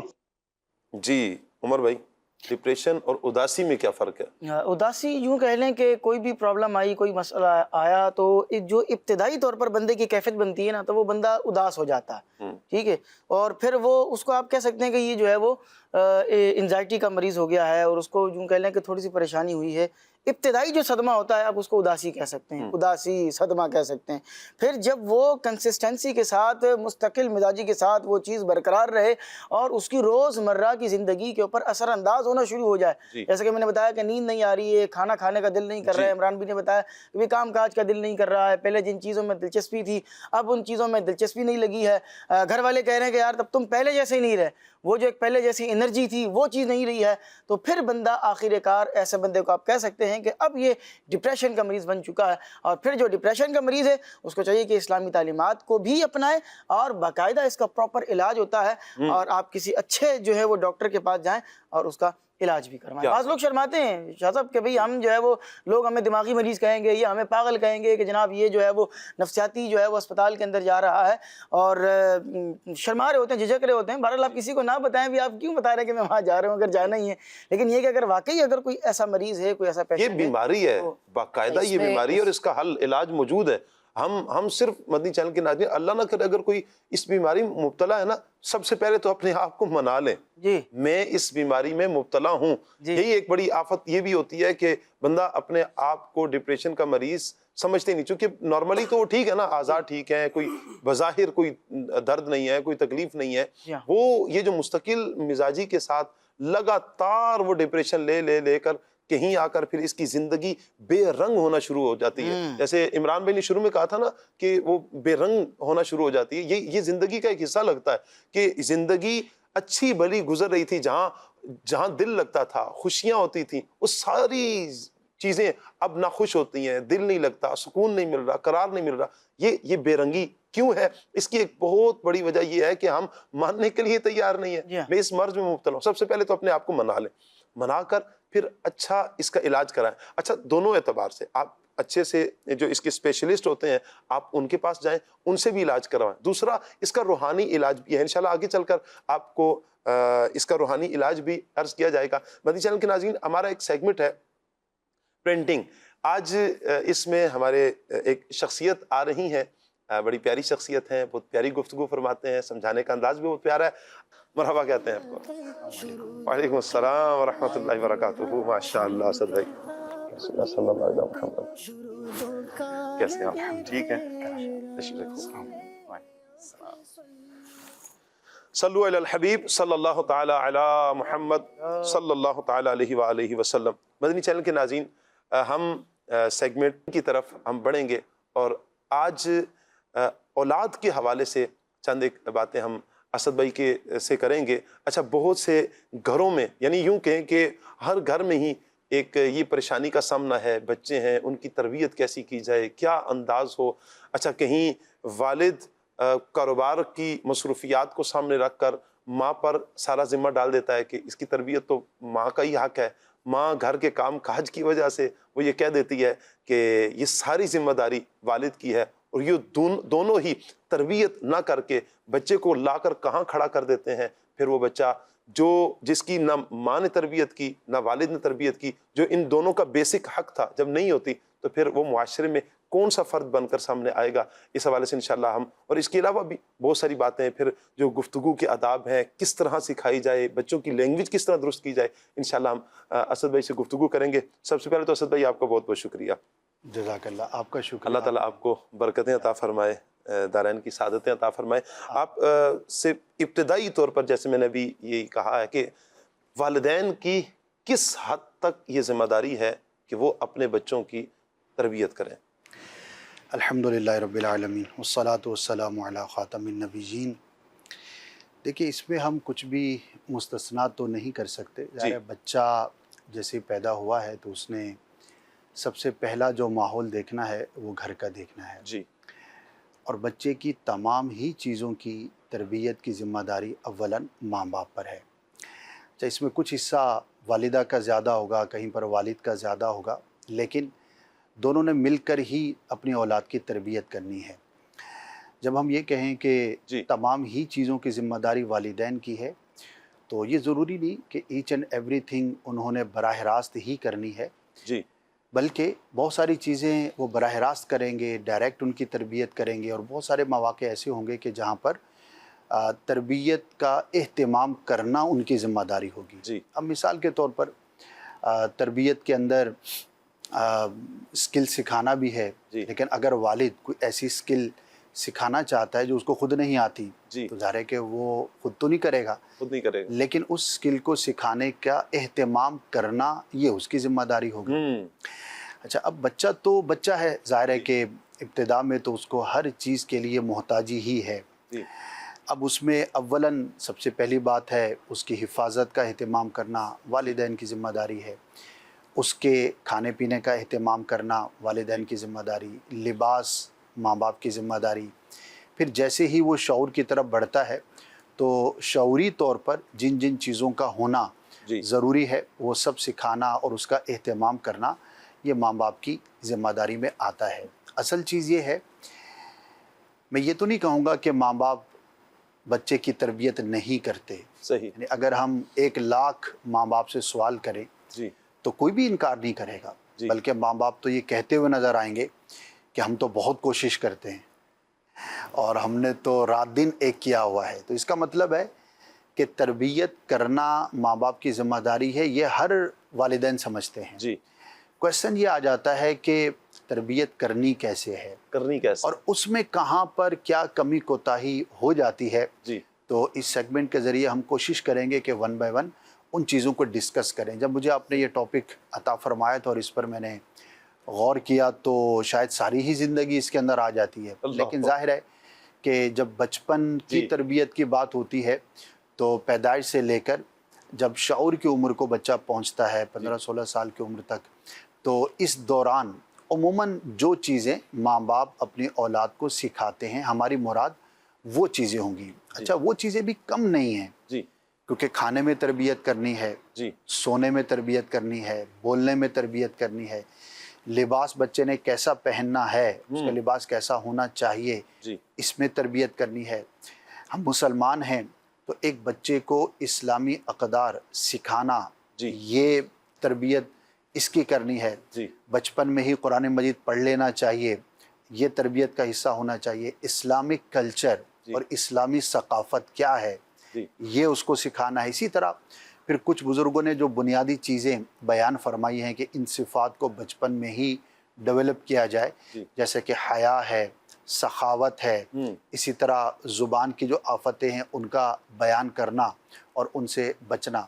تو اگر ہم یوں دیکھتے ہیں تو یہ کوئی 20-25-30 ٹاپکس جو ہے وہ بنیں گے کہ جو غالب طور پر ایک ماں باپ جو ہیں وہ اپنے بچے کی تربیت کے اندر اہتمام کر سکتے ہیں۔ تو بیسک چیز یہ ہے، سب سے پہلے تو ماں باپ کو یہ سمجھنا ہے کہ ٹھیک ہے ہم تربیت کر رہے ہیں، لیکن ہم جو تربیت کر رہے ہیں اس میں مزید امپرومنٹ کی گنجائش باقی ہے۔ جی، جب تک میں یہ چیز نہیں اپنے ذہن میں سمجھوں گا، میں اپنے آپ کو مکمل اور بالکل 100% سمجھتا رہوں گا، تو میں کبھی بھی بہتری کی طرف نہیں جاؤں گا۔ اور جب ہم نظر کرتے ہیں تو ایک بڑا خلا ہے، بڑا گیپ ہے، ماں باپ کی اپنی تربیت میں کمی ہوتی ہے کہ تربیت کرنی کیسی ہے، ان کا اپنا انداز، اپنی جو چیزیں ہیں وہ انشاءاللہ آگے جا کے ہم ڈسکس کریں گے۔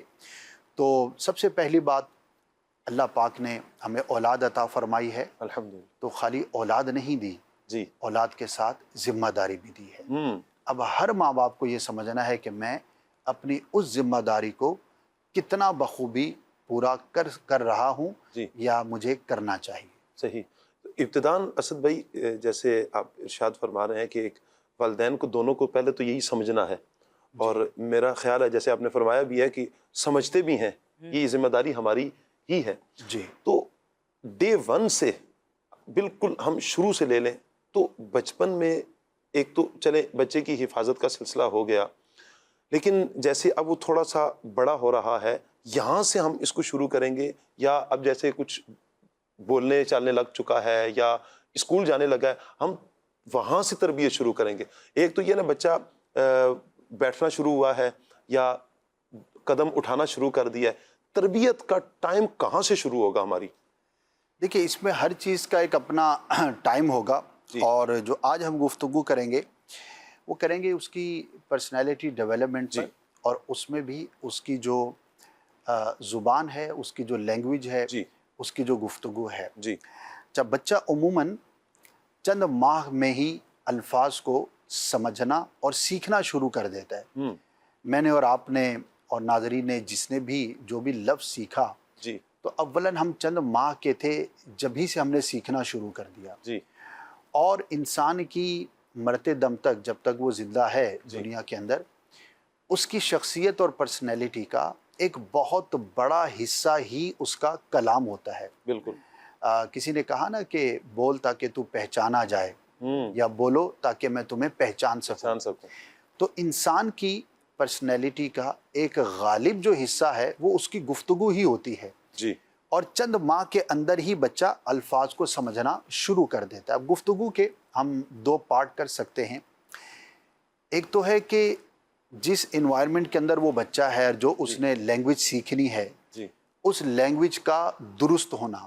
جیسے اگر ہم کسی سندھی بچے کی بات کریں گے تو بھئی سندھی اس کو ٹھیک آنی چاہیے. کوئی پشتو زبان کا بچہ ہے تو اس کو پشتو صحیح آنی چاہیے.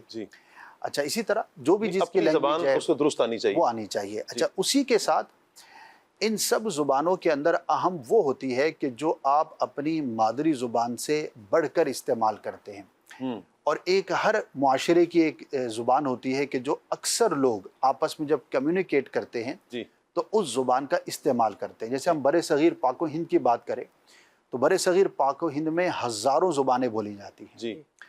اس میں ہندی بھی ہے، اس میں سندھی بھی ہے، پشتو بھی ہے، بنگالی بھی ہے، بلوچی بھی ہے، پنجابی ہے، سرائکی ہے. اچھا آپ اور آگے بڑھتے جائیں تو ہند کو ہو گئی. اچھا انڈیا کی بات کریں تو انڈیا میں تو پاکستان کے مقابلے میں کوئی 10 گنا زیادہ زبانیں بولی جاتی ہیں. اور مارواڑی ہے تو فلاں ہیں تو فلاں ہیں، میمنی ہے. اچھا لیکن اس خطے کے افراد جب ایک سندھی کسی پختون سے بات کرے گا تو اس کو پشتو نہیں آتی، اس کو سندھی نہیں آتی، تو اشاروں کی زبان میں تو نہیں کریں گے. تو ہر خطے کے اندر ایک وہ کنیکٹنگ لینگویج ہوتی ہے جسے قومی زبان بھی کہا جاتا ہے، اس علاقے کی یا خطے کی زبان کہا جاتا ہے. جیسا کہ پاکستان کی قومی زبان اردو ہے. تو ہمارے خطے میں ہمارے بچوں کو اردو زبان اپنی مادری زبان جو بھی اس کی علاقائی زبان ہے اس کے بعد اچھی آنا یہ نہایت اہم ہے اور ضروری ہے. تو ایک تو یہ ہو گیا کہ جو زبان آپ بولتے ہیں اس زبان کے الفاظ، ان کا تلفظ، ان کے سینٹنسز، ان کا کلام. دوسرا پہلو آ جاتا ہے کہ انداز گفتگو آپ کا کیا ہے. الفاظ تو آپ نے درست چن لیے، انداز نہیں ہے، انداز ہی عجیب و غریب ہے. آپ بات کر رہے ہیں تو مطلب اس کا انداز ٹھیک نہیں ہے. آپ ہر وقت ایسے معلوم ہوتے ہیں جیسا کہ آپ غصے کے اندر ہیں. جہاں غصہ دکھانا ہے وہاں مسکرا رہے ہیں، اور جہاں آپ کو مسکرانا ہے وہاں آپ نے جو ہے وہ منہ چڑھایا ہوا ہے. اچھا پھر آپ کی ٹون کیسی ہے. اب میں آپ سے بات کر رہا ہوں، میرا اور آپ کا فاصلہ تقریباً ہوگا یہ 6 فٹ کے آس پاس ہوگا. اب مجھے اپنی ٹون اور اپنی آواز اتنی رکھنی ہے کہ آپ تک اور منچ پر جو بیٹھے ہوئے وہاں تک پہنچ جائے. اب حیدرآباد میں آواز میرے مائک نے پہنچانی ہے، میں نے نہیں پہنچانی. تو اب یہ بھی ایک لینگویج کا پارٹ ہے کہ جب آپ بات کریں تو آپ کی آواز کا جو والیوم ہے وہ کیسا ہونا چاہیے. اچھا پھر انداز کے اندر باڈی لینگویج آ جاتی ہے اور بہت ساری چیزیں آ جاتی ہیں. تو دوسرا پہلو یہ ہو گیا. تیسرا پہلو وہ ہے ہمارا دینی پہلو کہ الفاظ بھی درست ہیں، آپ کا انداز بھی درست ہے، لیکن وہ کلام شریعت کے مطابق نہیں ہے. آپ بہت خوبصورت انداز پر کسی کی غیبت کر رہے ہیں، اللہ کی آپ بہترین الفاظ کے ساتھ کسی کو گالی نکال رہے ہیں، آپ شاندار لہجے میں کسی کی دل آزاری کر رہے ہیں. تو اب الفاظ بھی درست ہیں، وہ لینگویج بھی ٹھیک ہو گئی، لیکن وہ شرانی درست نہیں ہے. تو اب آپ کی یہ ساری چیزیں جو ہے وہ مائنس ہو جائیں گی. بالکل. تو اگر ہم اپنی اولاد کو ایک اچھا معاشرے کا فرد بنانا چاہتے ہیں، اور جو میں نے زبان کی بات کی تو یہ یوں سمجھیے کہ بچوں کو چند ماہ سے ہم شروع کر دیں. اور لینگویج کے بارے میں کہا جاتا ہے کہ ایک آئیڈیل جو ٹائم ہے جس میں آپ کی، میری، ناظرین کی، ہم سب کی زبان میچور ہوتی ہے، لینگویج ہماری میچورٹی کی طرف چلی جاتی ہے، وہ 12 سال کی عمر ہے. یعنی 12 سال کی عمر تک میرا لہجہ، میرا انداز، میری آلموسٹ جو چیزیں ہیں وہ میچور ہو چکی تھیں. اس کے بعد تھوڑا بہت ماحول کے فرق سے تبدیل ہوتا رہتا ہے. تو اب جتنے ہمارے ناظرین ہیں اور ہم سب یہ غور کریں، کیا میرا بچہ اگر 12 سال کا ہو گیا تو 12 سال کی عمر تک میں نے اس کو گفتگو کے وہ سارے آداب سکھا دیے جو مجھے سکھانے چاہیے تھے، اور اس کی زبان کو جتنا میچور ہونا چاہیے تھا کیا وہ ہو گیا؟ تو اگر ہر شخص اپنے آپ سے سوال کرے گا تو اس کے جواب کے مطابق وہ اپنا ٹارگٹ مقرر کر سکتا ہے. تو بدقسمتی یہ ہے کہ شاید لاکھوں یا کروڑوں پیرنٹس ایسے ہوں گے کہ جن کو اس طور پر نہ کبھی سوچنے کا موقع ملا، نہ سمجھنے کا موقع ملا. اچھا اس سے بڑا پرابلم یہ ہے کہ ہمارے کئی ناظرین ہوں گے جو چاہتے ہوں گے کہ ہمارا بچہ بہترین گفتگو کرے، بہترین کلام کرے، لیکن ان کو خود نہیں آتا. जी, आता है तो सिखाना नहीं आता। जी, तो हम कुछ ऐसी चीज़ें डिस्कस करेंगे कि जिसमें हम कुछ ऐसे टिप्स दे। ज़ाहिर है ये टॉपिक इतना वसी है कि इस वसी पर टॉपिक है। कई दिन जो है वो कलाम किया जा सकता है, लेकिन हम ज़ाहिर है कि एक सोच पैदा जी। करने की कोशिश कर सकते हैं और कुछ टाइप्स हम डिस्कस कर सकते हैं जी। कि इनको अगर पेश नज़र रखा जाए तो आप अपने बच्चे को एक बेहतरीन गुफ्तगू करने वाला कैसे बना सकते हैं। इब्तिदान कौन से टिप्स देंगे आप नाजरीन को? जी, अच्छा, इसमें सबसे पहली बात तो ये है कि माँ बाप को अपनी ज़ुबान बेहतर करनी चाहिए सही। और सीखना चाहिए। क्यों? लैंग्वेज का सबसे पहला जो उस्ताद है वो माँ बाप और बड़े बहन भाई होते हैं। बच्चा चंद माह का था, उसने देखा कि जब मुझे प्यास लगती है तो मेरी वालिदा जी, एक लिक्विड लेकर आती है और उसको पानी कहती हैं। जी, पानी पानी पानी, ये उसने 1000 दफ़ा सुना तो जी। उसने उस लफ्ज़ को पकड़ लिया कि ये लफ्ज़ पानी है। जी, छत पर एक घूमती हुई चीज़ है, जब भी उसकी तरफ कोई इशारा करता है या बात करता है तो कहता है कि ये पंखा है। जी, तो बच्चा उस लफ्ज़ को 50 बार दफ़ा 100 दफ़ा जी। सुनता है तो वो कहने लग जाता है पंखा है। जी, जब भी दीवार में लगी लकड़ी की किसी चीज़ को खोलने या बंद करने का कहा जाता है तो उसको दरवाज़ा कह के पुकारा जाता है जी, या डोर कहा जाता है। तो बच्चे ने सीख लिया कि ये लफ्ज़ जो है वो डोर है या दरवाज़ा है। That is the first institution, वो सबसे पहली तरबियत गाह है लैंग्वेज की जो घर के अंदर कायम है। तो माँ बाप को चाहिए कि अपने बच्चों को लाड प्यार में कुछ अल्फाज और कुछ अरसे के लिए तो ठीक हैं, लेकिन इसमें मिस्टेक ये होती है कि वो लाड प्यार के अल्फाज ना बड़े लंबे हो जाते हैं। जी, ठीक है, अब मिसाल के तौर पर बच्चा छोटा होता है जी, तो उसको प्यार से या लाड से दूध को दुद्धू बोलते हैं, दुद्धू पियोगे, दुद्धू पियोगे। अच्छा, अब दूध को दुद्धू बोलना ये चलो चंद बार और चंद माह तक तो ठीक है, जी, लेकिन अगर आप इसको कंटिन्यू करेंगे तो ये लफ्ज़ जो है ना उसकी ज़ुबान पर गलत हो सकता है। अच्छा, इसी तरह गौर कर लें, लाड प्यार में बोले जाने वाले अल्फाज, जी, कई ऐसे अल्फाज हैं जो बच्चा 20-22 साल की उम्र तक बोल रहा होता है, क्योंकि 6-8 साल तक वो बेचारा वो दुद्धू ही है। जी। यानी उसको इतना लाड में रखा हुआ है, भाई ठीक है साल 1.5 साल के अंदर अंदर ख़त्म कर दें आप, लेकिन वो ख़ास तौर पे जो छोटा बच्चा होता है या आखिरी बच्चा होता है, तो अब वो 8 सारे साल उसे का लाड भी दे है, रहे तो होते हैं। सारे उसको, अब वो लाड प्यार में बाज़ औक़ात गलत अल्फाज उसके साथ बोल रहे होते हैं, तो आप दुरुस्त अल्फाज उसके सामने बोलिए। जी। अच्छा, कुछ हमारे ऐसे बेसिक अल्फाज हैं, मैं अंदाज़ा करूं तो शायद 100-125 के आसपास होंगे, कम से कम उसको हम टारगेट बना लें कि कम से कम ये अल्फाज तो हमारे दुरुस्त होने चाहिए। जी। मिसाल के तौर पर हम मुसलमान हैं और सबसे पहली हमारी तरबियत होती है कि हम सलाम करना सिखाते हैं। जी, अब करोड़ों लोग सलाम, जो कि एक रोज़ाना 10 दफ़ा रिपीट किया जाने वाला लफ्ज़ है और ज़िंदगी में हम लाखों मरतबा इसको दोहराते होंगे, जी, वही दुरुस्त नहीं है। अब लफ्ज़ है अस्सलामु अलैकुम, ठीक है, लेकिन सलाम अलैकुम, ठीक है, अस्सलाम अलैकुम, अब ये दोनों जो मैंने अल्फाज कहे गलत हैं। जी। अब जितने नाज़रीन ने गौर कर लें कि आप खुद क्या इस्तेमाल करते हैं और आपके बच्चे आपसे क्या सीखते हैं। अच्छा, ये नस्ल दर नस्ल मिस्टेक चलती है। क्यों? जैसे मैंने लफ्ज़ पंखा कहा, जी, तो उसने पंखा ही बोला, जी, उसने दरवाज़ा ही बोला और इसी तरह उसने सलाम अलैकुम बोला। जी, तो जो वालिदैन से सुना वही उसने आगे बोला। तो हमारी जो आम लैंग्वेज के जो बुनियादी अल्फाज हैं, कम से कम माँ बाप उन्हें खुद सीख लें और उसको समझ लें, किसी सही बोलने वाले से तरबियत ले लें और कम से कम वो अल्फाज तो अपने घर के अंदर दुरुस्त बोलें। अच्छा, अब इससे थोड़ा सा आगे चलते हैं। जी। तो ये तो एक बहुत ही बड़ी मिस्टेक हो गई ना। बाज़ अल्फाज ऐसे हैं कि जो कल्चर वाइज गलत होते हैं, तो हर ज़ुबान वाले को चाहिए कि वो अपने कल्चरल जो मिस्टेक्स हैं उसको देखे। अच्छा, मैं नाम नहीं लूँगा वरना मेरे ज़हन में तो नाम भी हैं, बिरादरियाँ भी हैं, इलाके भी हैं, लेकिन मैं मिसालें दे देता हूँ।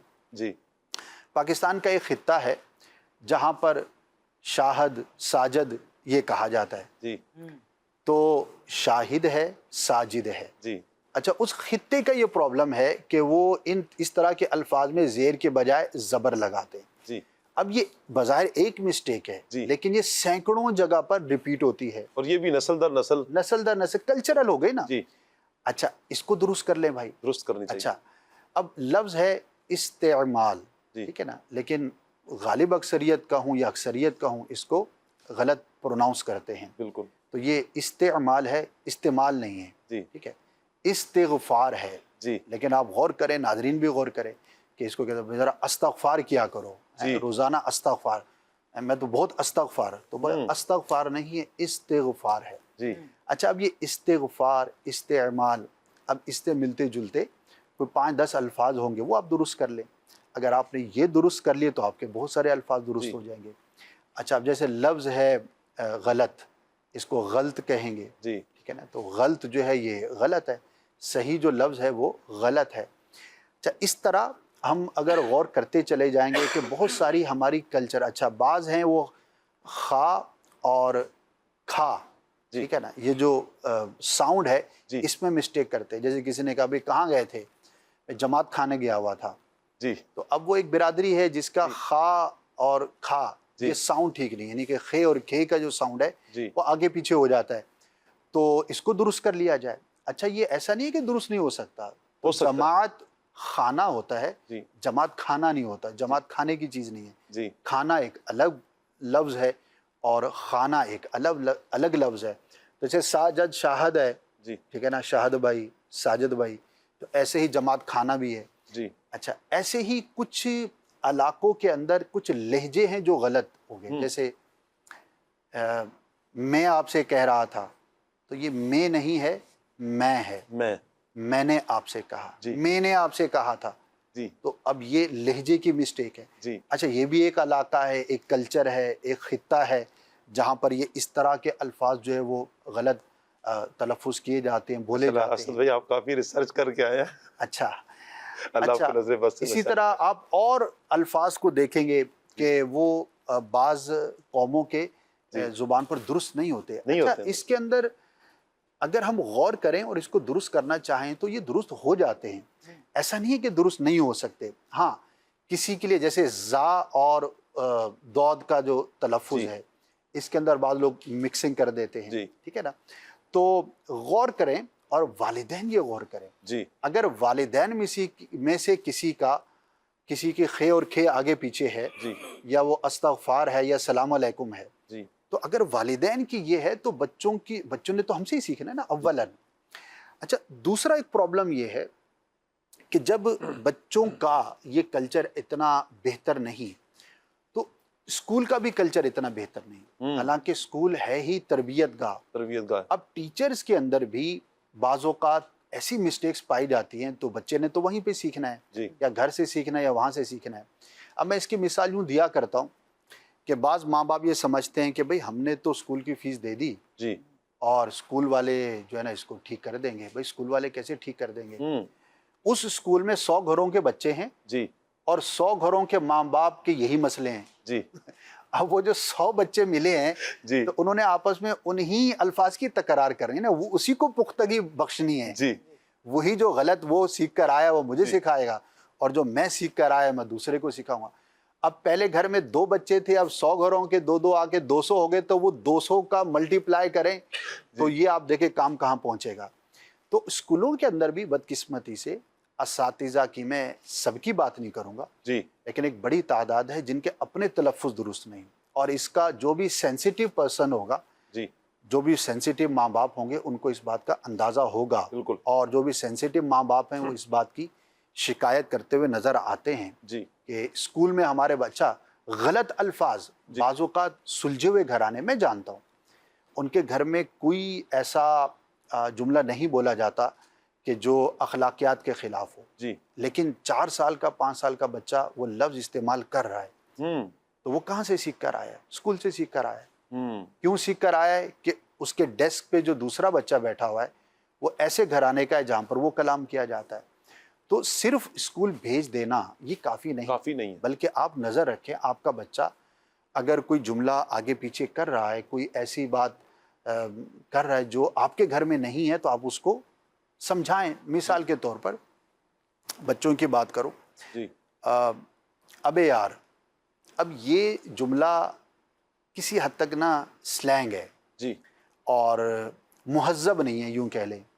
अबे यार आप कहाँ थे, अच्छा जो अबे यार कहता है वो आप नहीं कहता, अबे यार तू कहाँ था, जी ये है। अच्छा ये जिस खित्ते में जिस इलाके में बोला जाता है वो सब समझते हैं, इसका भी मैं नाम नहीं लूँगा।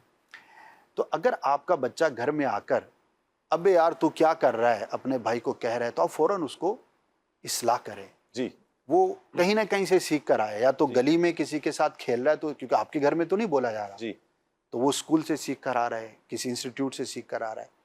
तो माँ बाप की जो तरबियत करने की जो जिम्मेदारी है वो सिर्फ ये नहीं जी कि बच्चे को स्कूल भेज दिया तो अब वो कर देंगे, वो करेंगे। मैं नहीं कहता कि स्कूलों में ये चीज़ें सिखाई नहीं जाती होंगी, सिखाई जाती होंगी, लेकिन इतनी ज़्यादा नहीं। जी तो माँ बाप की ये जिम्मेदारी है कि वो अपने बच्चे को इस तौर पर नज़र में रखें।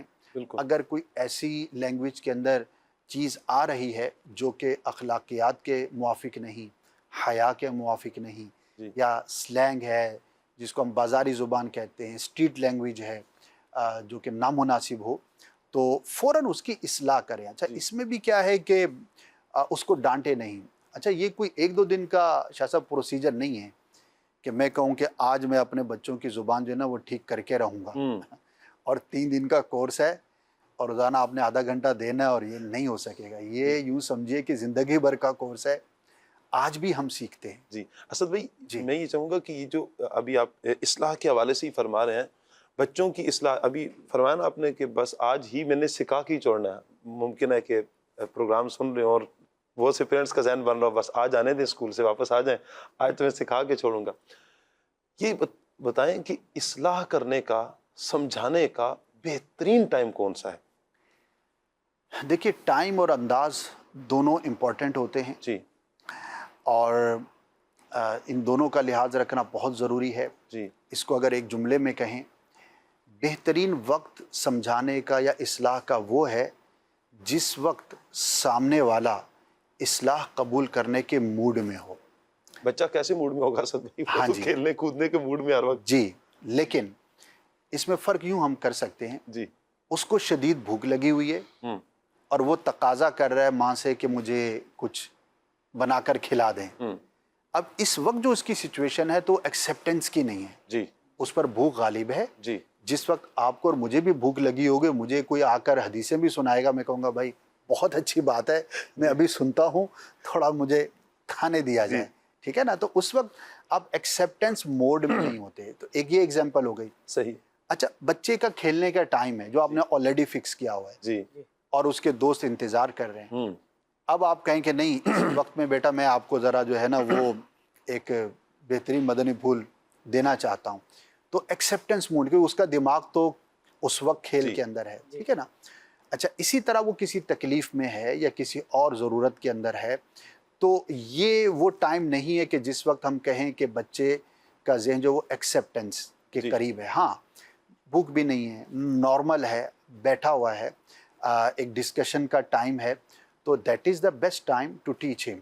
जिस वक्त वो हर चीज़ से फारिग है उस वक्त, हाँ ठीक है बच्चा बच्चा है जी वो सीखने के मूड में आए, ये कम होता है जी लेकिन आप कंपैरेटिवली देखेंगे जी कि उस वक्त का इंतखाब करें कि जिस वक्त उसका जहन एक्सेप्टेंस के करीब हो। अच्छा अगर उसका जहन एक्सेप्टेंस के करीब नहीं है तो आपकी ये जिम्मेदारी है कि आप उसके साथ वो माहौल पैदा करें। यानी अच्छा, आप यूं कह सकते हैं असद भाई कि घर में एक ऐसा माहौल भी बनाएं जहां आप स्कूल का, यूनिवर्सिटी का या बच्चों के लिए ट्यूशन जाने का टाइम सेट किया, खेलने का भी इवेंट के टाइम सेट किया, बहुत ज़रूरी। इसके अलावा आप एक टाइम ऐसा भी घर में सेट करें जब आपस में डिस्कशन करें। जी। आप जब तरबियत करेंगे, कोई बातचीत करें, यानी सब घर वालों को पता हो कि ये टाइम हमारा आपस में डिस्कशन करने का है। ये भी होना चाहिए, लेकिन जी एक होता है कॉन्शियस होकर किसी टाइम को अवेल करना और एक होता है अनकॉन्शियस। जी चूँकि घर में जो तरबियत है वो स्कूल की तरह नहीं है कि एक पीरियड है कि भाई 8 से 9 जी अब जो ये सब्जेक्ट हो गया, अब बेल बज गई, तो घर का माहौल ऐसा नहीं होता। नहीं होता। आप कुछ टाइम बिल्कुल मखसूस करें, पढ़ाई का वो एक माहौल आप क्रिएट करते हैं, लेकिन माँ बाप के लिए बड़ा ज़बरदस्त तरीका ये होता है कि वो बच्चे को यूं बिठाए बगैर स्पेसिफिकली जी सिखा सकते हैं। इसके लिए 2-3 औकात बड़े इम्पॉर्टेंट हैं। मिसाल के तौर पर नाश्ते का टाइम है, जी आप बच्चों के साथ नाश्ता करें जी। और ज़रूर करें। आप अपने घर के अंदर, वैसे भी सुन्नत है घर वालों का मिलकर दस्तरखान पर बैठकर जो खाना है, इस्लाम में इसकी तरगीब है क्या बात। और इसके फ़ज़ाइल है। वाह। और जो माहिरीन नफ्सियात हैं वो ये कहते हैं कि जिस वक्त बच्चे आपके साथ बैठे हैं, खा पी रहे हैं, तो उस वक्त आप कोई मुश्किल लेक्चर नहीं देंगे, यानी कि वो खाना भी खा रहे हैं जी। तो हल्की फुल्की बात कह लेना, कोई ऐसी चीज़ है जो आपने नोट की थी और आप उससे शेयर करना चाहते हैं जी। तो ये टाइम एक ऐसा है। अच्छा, इसके अलावा फारिग वक्त है, उमूमन घर में बहुत सारे औकात ऐसे होते हैं कि जिसमें कोई मुश्किल काम नहीं है, कोई टास्क नहीं है। जब आप लोग बैठे हुए हैं तो उस दौरान ये गुफ्तगू करें, मौका देखकर कलाम करें। बच्चा जिस वक्त खुशी के अंदर है और उसका मूड अच्छा है जी। उस वक्त उसको बिठाकर कोई एक बात कह लें, तो ये माँ बाप को गौर करना होगा।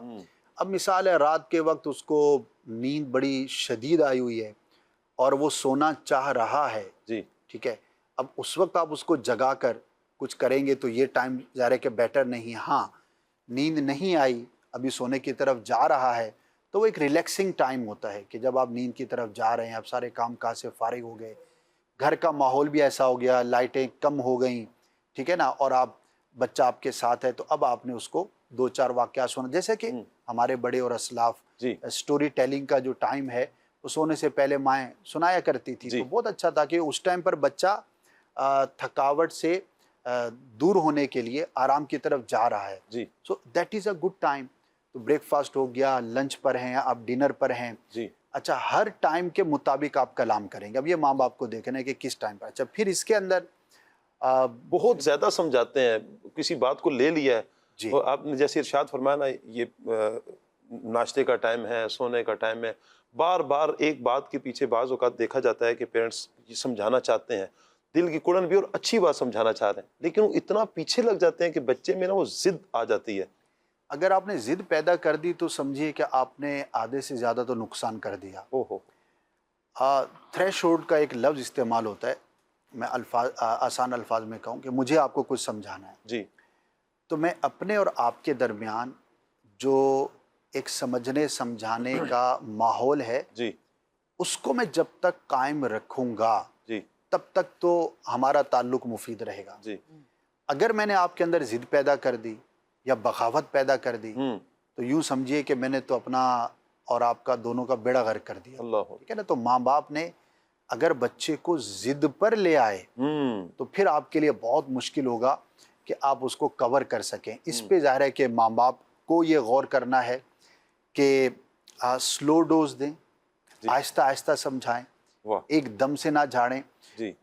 और याद रखें कि लैंग्वेज की हम बात कर रहे हैं, अगर हम इसकी बात करें और भी चीज़ों की हम बात करेंगे, ये कोई 2-4 दिन का नहीं बल्कि ये सालों का काम है। हमने एक दिन में नहीं सीखा तो हमारे बच्चे कहाँ से सीख जाएंगे। बिल्कुल। तो कम से कम इसके लिए आप जहन में रखें जी। कि आपको ये करने में उनकी मैच्योरिटी में 4 साल, 5 साल, 7 साल का वक्त लगेगा। जी।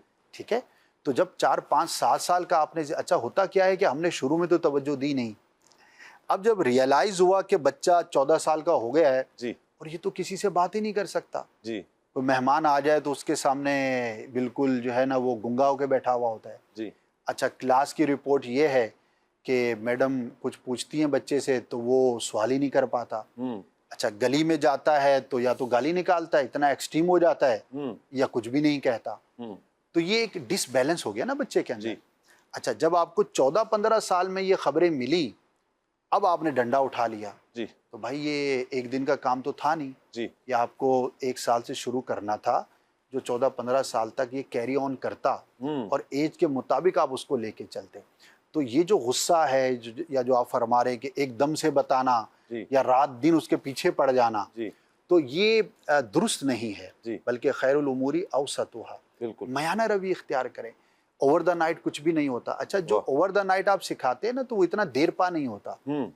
एक चीज को सिखाने के लिए आप ये ज़हन बना लें कि आपको 100 मरतबा समझाना पड़ेगा। जी। हमें भी तो बचपन से माँ बाप समझा रहे हैं ना, बेटा नमाज पढ़ा करो।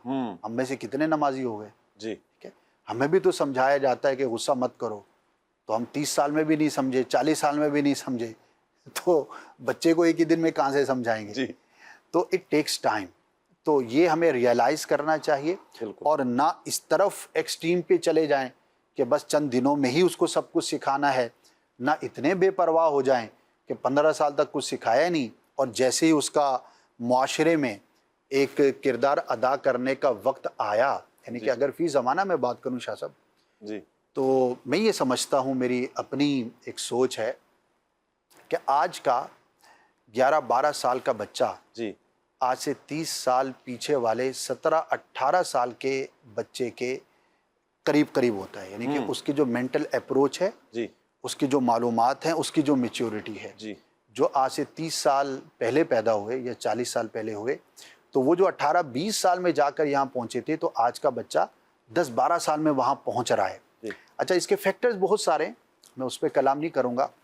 تو جب ایسا ہے تو اس کا مطلب یہ ہوا کہ وہ معاشرے کا پریکٹیکل فرد بھی آپ کے مقابلے میں زیادہ جلدی بنے گا، تو آپ کو اس کی تربیت زیادہ مضبوط، زیادہ سسٹمیٹک اور زیادہ، یعنی کہ میں یہ سمجھتا ہوں کہ آج کا 15 سال کا بچہ اتنا ضرور ہونا چاہیے کہ وہ اکیلا ضرورتاً ٹریول کر سکے، جی اکیلا ہر طرح کی خریداری اپنی ضرورت کی کر سکے، جی کسی سے لین دین کرنا ہو وہ اس کو آنا چاہیے، جی حساب کتاب جو چھوٹا موٹا چند ہزار کے اندر ہوتا ہے جی وہ اس کو آنا چاہیے۔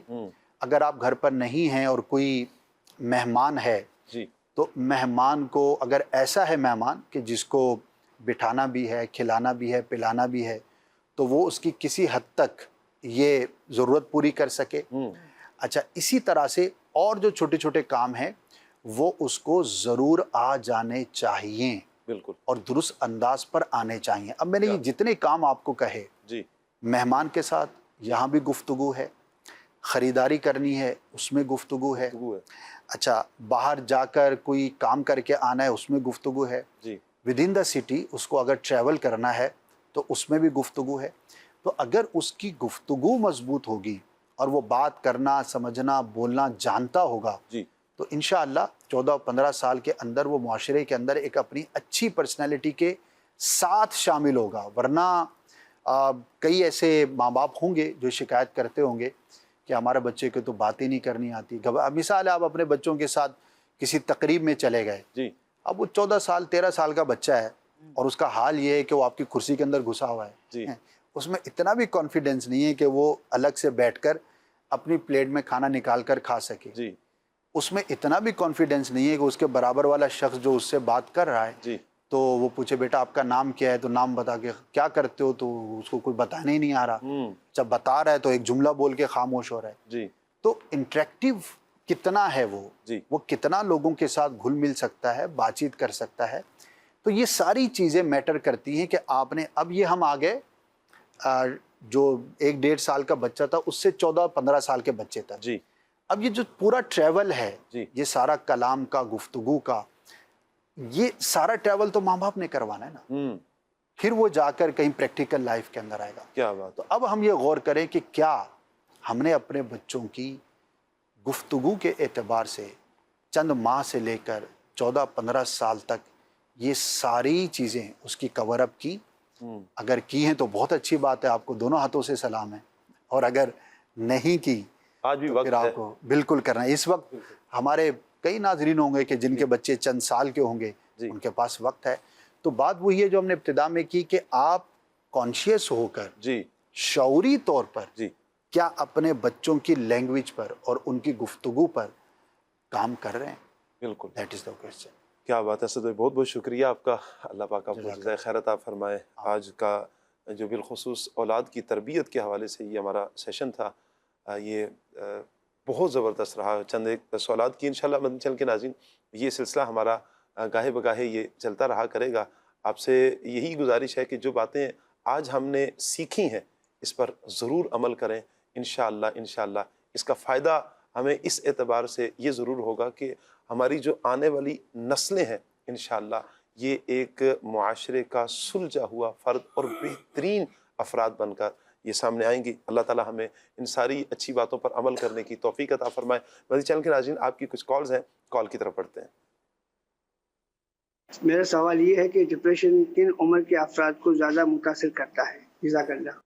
جی عمران بھائی ٹاپک کی طرف واپس آتے ہیں. ٹاپک کے متعلق سوال ہے, کن عمر کے افراد کو یہ بیماری لاحق ہوتی ہے؟ ویسے تو کہا جاتا ہے کہ بڑھاپے میں یہ ڈپریشن اور بیماریاں اس طرح کی زیادہ آتی ہیں. جی. اور مزید اس کو آگے دیکھا جائے تو جیسے جیسے بندے کی ذمہ داری بڑھتی ہے, جی. جیسے جیسے معاملات بڑھتے ہیں, ویسے ویسے انسان کی سوچ بڑھتی ہے. تو جب جیسے جیسے ذمہ داری بڑھے گی ویسے ویسے سوچ بڑھے گی, اور اگر اس کو سنبھالا نہ گیا تو پھر ڈپریشن آتا ہے, پھر پریشانی اور ٹینشن اور بندہ انزائٹی کی طرف جاتا ہے.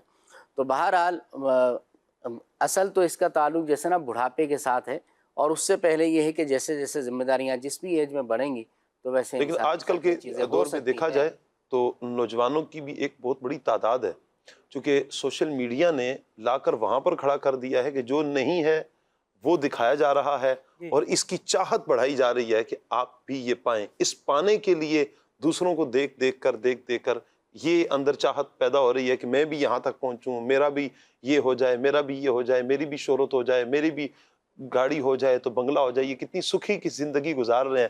تو یہ ساری چیزیں دیکھ کر ایک نوجوانوں کا بھی ایک بہت بڑا یوں کہیں کہ طبقہ ہے کہ جو آج کے اس دور میں ڈپریشن کا شکار ہو رہا ہے. بہرحال ہماری جو ساری پیچھے کی گفتگو ہے وہ یہی رہی ہے کہ ہم اللہ کے دیے پر راضی ہو جائیں گے, انشاءاللہ ہم سکھی زندگی گزاریں گے. مدنی چینل کے ناظرین, ہمارا ایک سیگمنٹ ہے 1500واں جشن ولادت. آئیے بڑھتے ہیں سیگمنٹ کی طرف.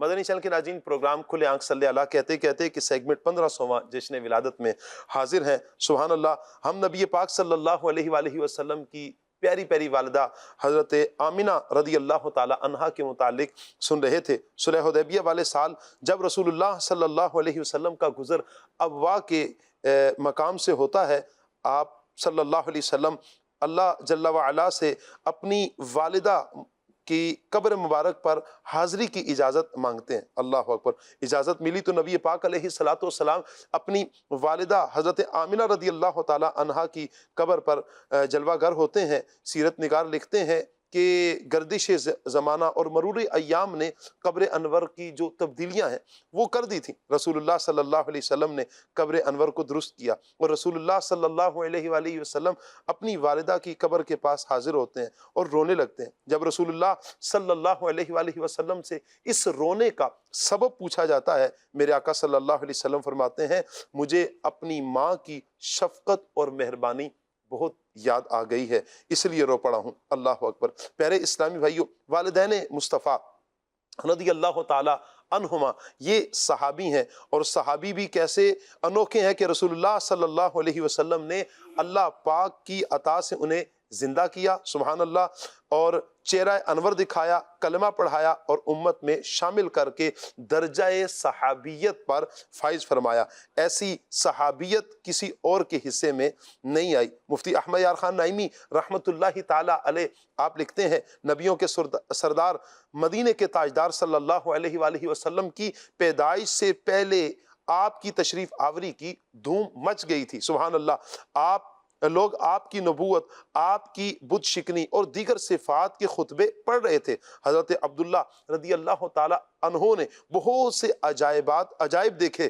حضرت آمنہ رضی اللہ تعالی عنہ نے ولادت پاک کے ایام میں بہت سے معجزات کا مشاہدہ کیا. اصحاب فیل کا عجیب و غریب واقعہ دیکھا کہ جماعت فیل کو ابابیل نے مار دیا. ہر ماہ ایک پیغمبر خواب میں حضرت آمنہ رضی اللہ تعالی عنہا کو حضور جان عالم صلی اللہ علیہ وآلہ وسلم کی بشارت دیتے ہیں, ان کے اوصاف کی خبریں دیتے ہیں. آپ رضی اللہ تعالی عنہا نے ولادت مصطفیٰ کے وقت مکہ مکرمہ میں رہتے ہوئے شام کے محلات کو دیکھ لیا. آپ رضی اللہ تعالی عنہا نے اپنے پھول کے اظہار نبوت سے پہلے ہی ان کے نبی ہونے کی تصدیق فرمائی. جیسا کہ ایک مرتبہ حضرت حلیمہ سعدیہ رضی اللہ تعالی عنہا نے والدہ مصطفیٰ حضرت آمنہ رضی اللہ تعالی عنہا سے عرض کیا کہ آپ کے لخت جگر کا سینہ چاک کیا گیا, میں ڈرتی ہوں. تو فرمایا, مت ڈرو, یہ سچے نبی ہیں, انہیں شیطان اور اس کے علاوہ کوئی نقصان نہیں پہنچا سکتا. سبحان اللہ. جس کو اللہ تعالیٰ نے اس بات کا علم دیا کہ ان کا بیٹا آخری نبی صلی اللہ علیہ وآلہ وسلم ہے، کیا ان کے ایمان میں شک کیا جا سکتا ہے؟ یاد رکھیے والدین مصطفیٰ اللہ پاک پر ایمان رکھنے والے تھے اور اسے ماننے والے تھے، تبھی تو ان حضرات کے نام عبداللہ اور آمنہ ہے۔ عبداللہ کے معنی ہے اللہ کا بندہ، اور آمنہ کے معنی ہے اللہ کی امانت رکھنے والی، یا دنیا کو امن دینے والی بی بی، یا ایمان والی۔ اب یہ نام آپ کے سامنے ہے، اب یہ ذرا سوچیں کہ یہ نام کون سے ہیں؟ کیا یہ نام رکھنے والا جن کے نام یہ ہوں وہ شرک کر سکتے ہیں؟ یقیناً یہ وہ ہستیاں ہیں کہ جو شرک سے، کفر سے پاک ہیں۔ نبی پاک صلی اللہ علیہ وآلہ وسلم کے والدین کے جو ایمان ہے، اس پر علماء اکرام نے 3 اقوال بیان کیے۔ نمبر 1، نبی پاک علیہ السلام کے والدین اور آباء و اجداد سب حضرت ابراہیم علیہ السلام کے دین پر تھے، لہٰذا مومن ہوئے۔ نمبر 2 کہ تمام حضرات حضور صلی اللہ علیہ وسلم کے اعلان نبوت سے پہلے ہی ایسے زمانے میں وفات پا گئے جو زمانہ فطرت کہلاتا ہے، اور ان لوگوں تک نبی پاک علیہ السلام کے دعوت ایمان یہ پہنچی نہیں، لہٰذا ہرگز ان حضرات کو کافر نہیں کہا جا سکتا، بلکہ ان حضرات کو مومن ہی کہا جائے گا۔ اور تیسرا قول یہ ہے، اللہ تعالیٰ نے ان حضرات کو زندہ فرما کر ان کی قبروں سے اٹھایا اور ان لوگوں کو کلمہ پڑھا کر نبی پاک صلی اللہ علیہ وسلم کی تصدیق کی انہوں نے۔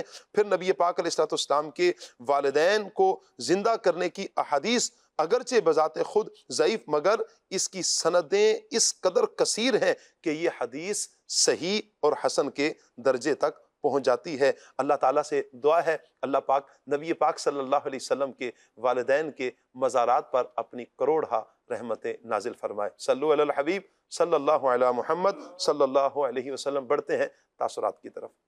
12ویں کا نور دل پہ چھا گیا، گئے نبی۔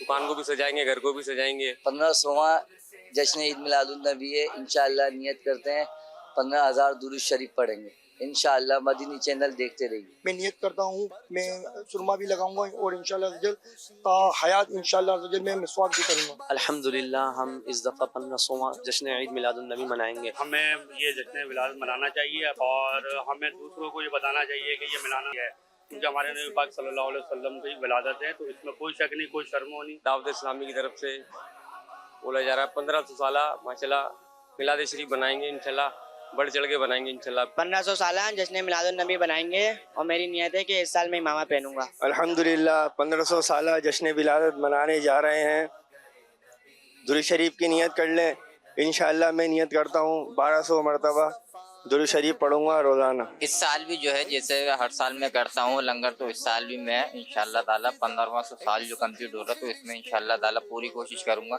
کہ جو میں لنگر کرتا ہوں اس سے بڑھ چڑھ کر حصہ ڈالوں اس میں۔ ویلکم ویلکم مصطفیٰ، ویلکم ویلکم مصطفیٰ، ویلکم ویلکم مصطفیٰ، ویلکم ویلکم مصطفیٰ۔ سرکار کی آمد مرحبا، سردار کی آمد مرحبا، منٹھار کی آمد مرحبا، غمخوار کی آمد مرحبا۔ ویلکم ویلکم مصطفیٰ، ویلکم ویلکم مصطفیٰ، ویلکم ویلکم مصطفیٰ، یا مصطفیٰ، ویلکم ویلکم مصطفیٰ۔ مبارک ہو وہ شہ پردے سے باہر آنے والا ہے،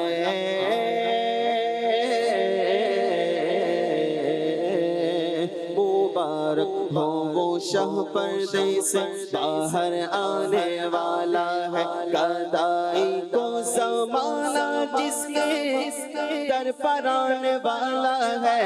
ویلکم ویلکم مصطفیٰ، ویلکم ویلکم مصطفیٰ، یا مجتبیٰ، ویلکم ویلکم مصطفیٰ، ویلکم ویلکم مصطفیٰ۔ فقیروں سے کہو حاضر ہو، جو مانگیں گے پائیں گے،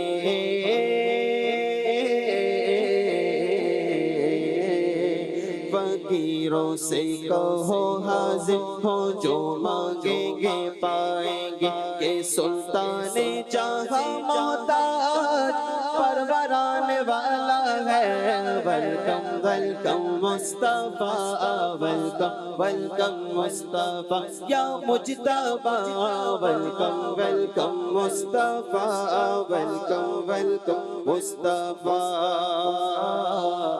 حسن کہہ دے اٹھے سب امتی تعظیم کی خاطر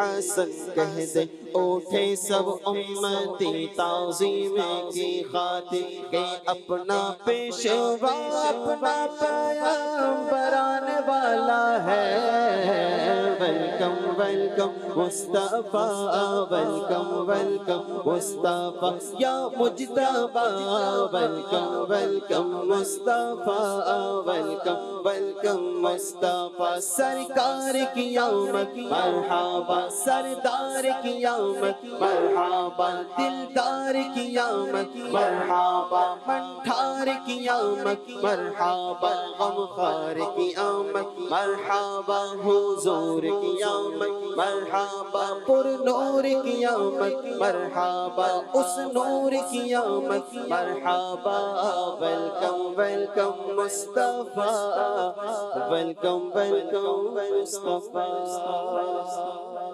سبحان اللہ سبحان اللہ سبحان اللہ۔ میرے آقا جان عالم صلی اللہ تعالیٰ علیہ وآلہ وسلم کا 1500واں جشن ولادت آ رہا ہے۔ ماشاءاللہ عاشقان رسول اپنے اپنے تاثرات دے رہے ہیں۔ مدنی چینل کے ناظرین، آپ کی کیا نیتیں ہیں؟ آپ بھی ضرور نیتوں کا اظہار کریں۔ اللہ پاک ہمیں اچھی اچھی نیتوں پر عمل کرنے کی توفیق عطا فرمائے اور دھوم دھام سے پیارے آقا صلی اللہ علیہ وآلہ وسلم کا 1500واں جشن ولادت منانے کی اللہ پاک ہمیں توفیق عطا فرمائے۔ ہمیں جوائن کیا ہے راشد نور مدنی بھائی نے۔ مرحبا کہتے ہیں راشد بھائی آپ کو۔ جزاک اللہ۔ راشد بھائی آپ کی طرف سوال بڑھاؤں گا، ڈپریشن اور نا امیدی، اس سے نکلنے کا سہارا کیا ہے؟ بسم اللہ الرحمن الرحیم۔ دیکھیے قرآن کریم میں اللہ پاک ارشاد فرماتا ہے لا تقنطوا من رحمت اللہ، اللہ کی رحمت سے مایوس نہ ہو۔ جی، ڈپریشن ہو، نا امیدی ہو، ٹینشن ہو، انسان بیماریوں میں مبتلا ہو، کاروباری کرائسس میں انسان مبتلا ہو جائے، تو انسان کو نظر رب کی ذات پر رکھنی چاہیے۔ مومنوں کی شان کیا ہے؟ مومنوں کی شان اللہ پاک قرآن پاک میں فرماتا ہے وَعَلَى اللَّهِ فَلْيَتَوَكَّلِ الْمُؤْمِنُونَ، کہ ایمان والوں کو رب کی ذات پر ہی بھروسہ رکھنا چاہیے۔ واہ۔ جو کچھ بھی انسان پر پریشانی آتی ہے، مصیبت آتی ہے، حقیقت تو یہ ہے کہ وہ رب کی طرف سے آتی ہے، لیکن اس کے اسباب کیا ہوتے ہیں، اس کا ریزن کیا ہوتا ہے، وہ ہمارے برے اعمال ہوتے ہیں۔ شاہ صاحب دیکھیے، انسانی جو دل ہے، اس دل کی جو غذا ہے نا، دل کی غذا یہ اللہ کا ذکر ہے۔ اگر دل اپنی غذا نہ پائے تو یقیناً یہ دل جو ہے یہ ٹینشن میں مبتلا ہوگا، بے سکونی کا شکار ہوگا۔ اسی کو ہم مختلف ناموں سے یاد کرتے ہیں، ڈپریشن بھی کہتے ہیں، نا امیدی بھی کہتے ہیں، پریشان حالی بھی کہتے ہیں، اور دل جو کہ پورے جسم کا بادشاہ ہے، جی، اگر یہ دل ہی پریشان ہو جائے تو پورا جسم کیسے تر و تازہ ہو سکتا ہے؟ تو اس لیے دل کو درست رکھنے کے لیے، دل کی ٹینشن کو دور کرنے کے لیے، دل کی تازگی کے لیے ضروری ہے کہ ہم اللہ کا ذکر کریں اور اپنی توجہ رب کی جانب رکھیں۔ جب اللہ کی ذات پر ہماری توجہ ہوگی، اللہ کی ذات پر ہمارا یقین ہوگا کہ جو کچھ ہمارے ساتھ ہو رہا ہے یقیناً اس میں ہمارے لیے بہتری ہی بہتری ہے، تو انشاءاللہ الکریم اس سے فائدہ یہ ہوگا کہ نا امیدی سے ہم بچیں گے اور امید کی طرف ہم بڑھنا شروع ہو جائیں گے۔ اور دوسری بات، جب یہ توجہ ہوگی کہ یہ میرے اپنے اعمال کا نتیجہ ہے، تو پھر کیا ہوگا کہ ہم اچھائیوں کی طرف جائیں گے، برائیاں چھوڑنے کی کوشش کریں گے، اور اس کے ساتھ ساتھ نیکیاں انشاءاللہ کرنے کی کوشش کریں گے۔ جزاک اللہ۔ اچھا جی، ایک میسیج ہے، میرا نام ذیشان ساجد ہے، میں چک 90 موڑ سے ہوں۔ اچھا جی، 9th کلاس کے امتحانات کا رزلٹ آنے والا ہے، کامیابی کی دعا۔ اللہ پاک آپ کو اور جتنے بھی عاشقان رسول پیپر دے رہے ہیں، اللہ تعالیٰ ان سب کو کامیابی عطا فرمائے۔ اچھا، فیس بک کے جو ہمارے ناظرین ہیں، ہم ان کے کمنٹس بھی ساتھ ساتھ لے رہے ہیں. بہت سے عاشقان رسول دعاؤں کا بھی کہہ رہے ہیں. ایک اسلام بھائی پوچھ رہے ہیں جو میں نے ابھی آپ سے کہا بھی تھا کہ روحانی علاج کیا ہے ڈپریشن کا, ساتھ دل کی مضبوطی کا بھی علاج بیان کر دیں. جی, روحانی علاج کے حوالے سے نبی پاک صلی اللہ علیہ وسلم جب آپ صلی اللہ علیہ وسلم کو کوئی مشکل پیش آتی تو پیارے آقا صلی اللہ علیہ وسلم یہ دعا فرمایا کرتے, یا حی یا قیوم برحمتک استغیث, یا حی یا قیوم برحمتک استغیث, یا حی یا قیوم برحمتک استغیث. یہ دعا ہمیں بھی اپنی پریشانی کے وقت, مشکل کے وقت میں پڑھنی چاہیے, انشاءاللہ مشکل سے نجات حاصل ہوگی. اسی طرح رسول کریم صلی اللہ علیہ وسلم مصیبت کے موقع پر یوں دعا فرمایا کرتے, لا الہ الا اللہ العلیم الحلیم, لا الہ الا اللہ رب السماوات والارض رب العرش العظیم. یہ دعا بھی حضور علیہ السلام سے مصیبت کے وقت میں پڑھنا ثابت ہے, اسے بھی پڑھنا چاہیے. اور اسے دعائے کرب کہا جاتا ہے, یعنی دعائے کرب و مصیبت اس کو کہا جاتا ہے کہ اس کی برکت سے کرب و مصیبت, بلائیں, آفتیں اور پریشانیاں یہ ٹل جایا کرتی ہیں. اور جہاں تک دل کو مضبوط کرنے کا تعلق ہے تو امیر اہل سنت دامت برکاتہم العالیہ نے ایک دفعہ وظیفہ بتایا تھا کہ ہر نماز کے بعد, شاید یہ فضان سنت میں بھی یہ لکھا ہوا ہے صحیح, کہ ہر نماز کے بعد دل پر ہاتھ رکھ کر 7 مرتبہ پڑھنا ہے, یا اللہ قوینی وقلبی, یا اللہ قوینی وقلبی. ہر فرض نماز کے بعد 7 مرتبہ دل پر ہاتھ رکھ کر اول آخر درود پاک جو ہے یہ پڑھیں, انشاءاللہ اس سے دل کو تقویت بھی ملے گی اور پریشانیوں سے نجات بھی ملے گی. نبی پاک صلی اللہ علیہ وسلم جب پریشانی حضور کی بارگاہ میں حاضری دیتی, جب مصیبت حضور سے بوسے لینے آتی, تو اس وقت میں نبی پاک علیہ السلام کا معمول اگر ہم پڑھیں کتابوں کے اندر, وہ یہ تھا کہ اس وقت میں رجوع اللہ حضور علیہ السلام کا بڑھ جاتا.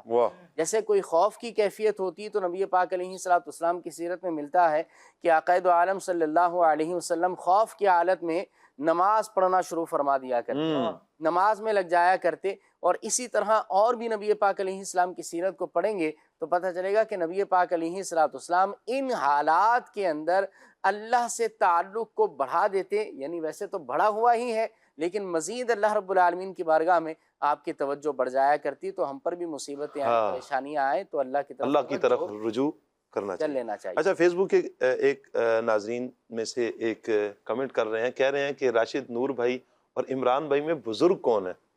اللہ, بزرگ امید ہے کہ عمر اور بڑے, ہم تو ابھی بچے ہیں, بچے ہوئے ہیں, بچے. یہ کیا, اس میں کیا حکمت ہے؟ آپ نے کہا ہے کہ آپ بچے ہوئے ہیں, بزرگ یہی ہیں. راشد میں بڑے ہیں نا ماشاءاللہ.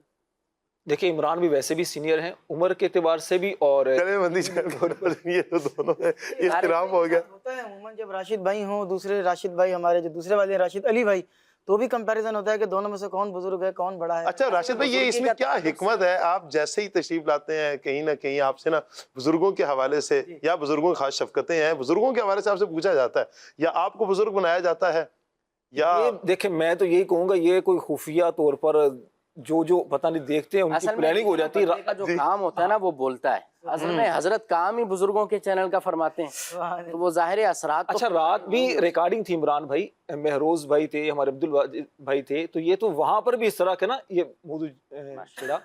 خیر بزرگوں کی شفقتیں ہیں اور اللہ کا کرم ہے. بہرحال بزرگی کا تعلق صرف عمر سے نہیں ہوتا, دیگر چیزیں بھی ہیں. کیا بات ہے, بزرگی کا تعلق علم سے بھی ہے اور عمل سے بھی ہے. ہمارے نزدیک یہ دونوں ہی ہمارے بزرگ ہیں, ہمارے سر کے تاج ہیں. اللہ پاک سب کو برکتیں عطا فرمائے. مدنی چینل کے ناظرین, اللہ سے یہی دعا کرتے ہیں, اللہ پاک جتنے بھی عاشقان رسول اس مرض میں مبتلا ہیں, اللہ پاک ان سب کو اس مرض سے نجات عطا فرمائے.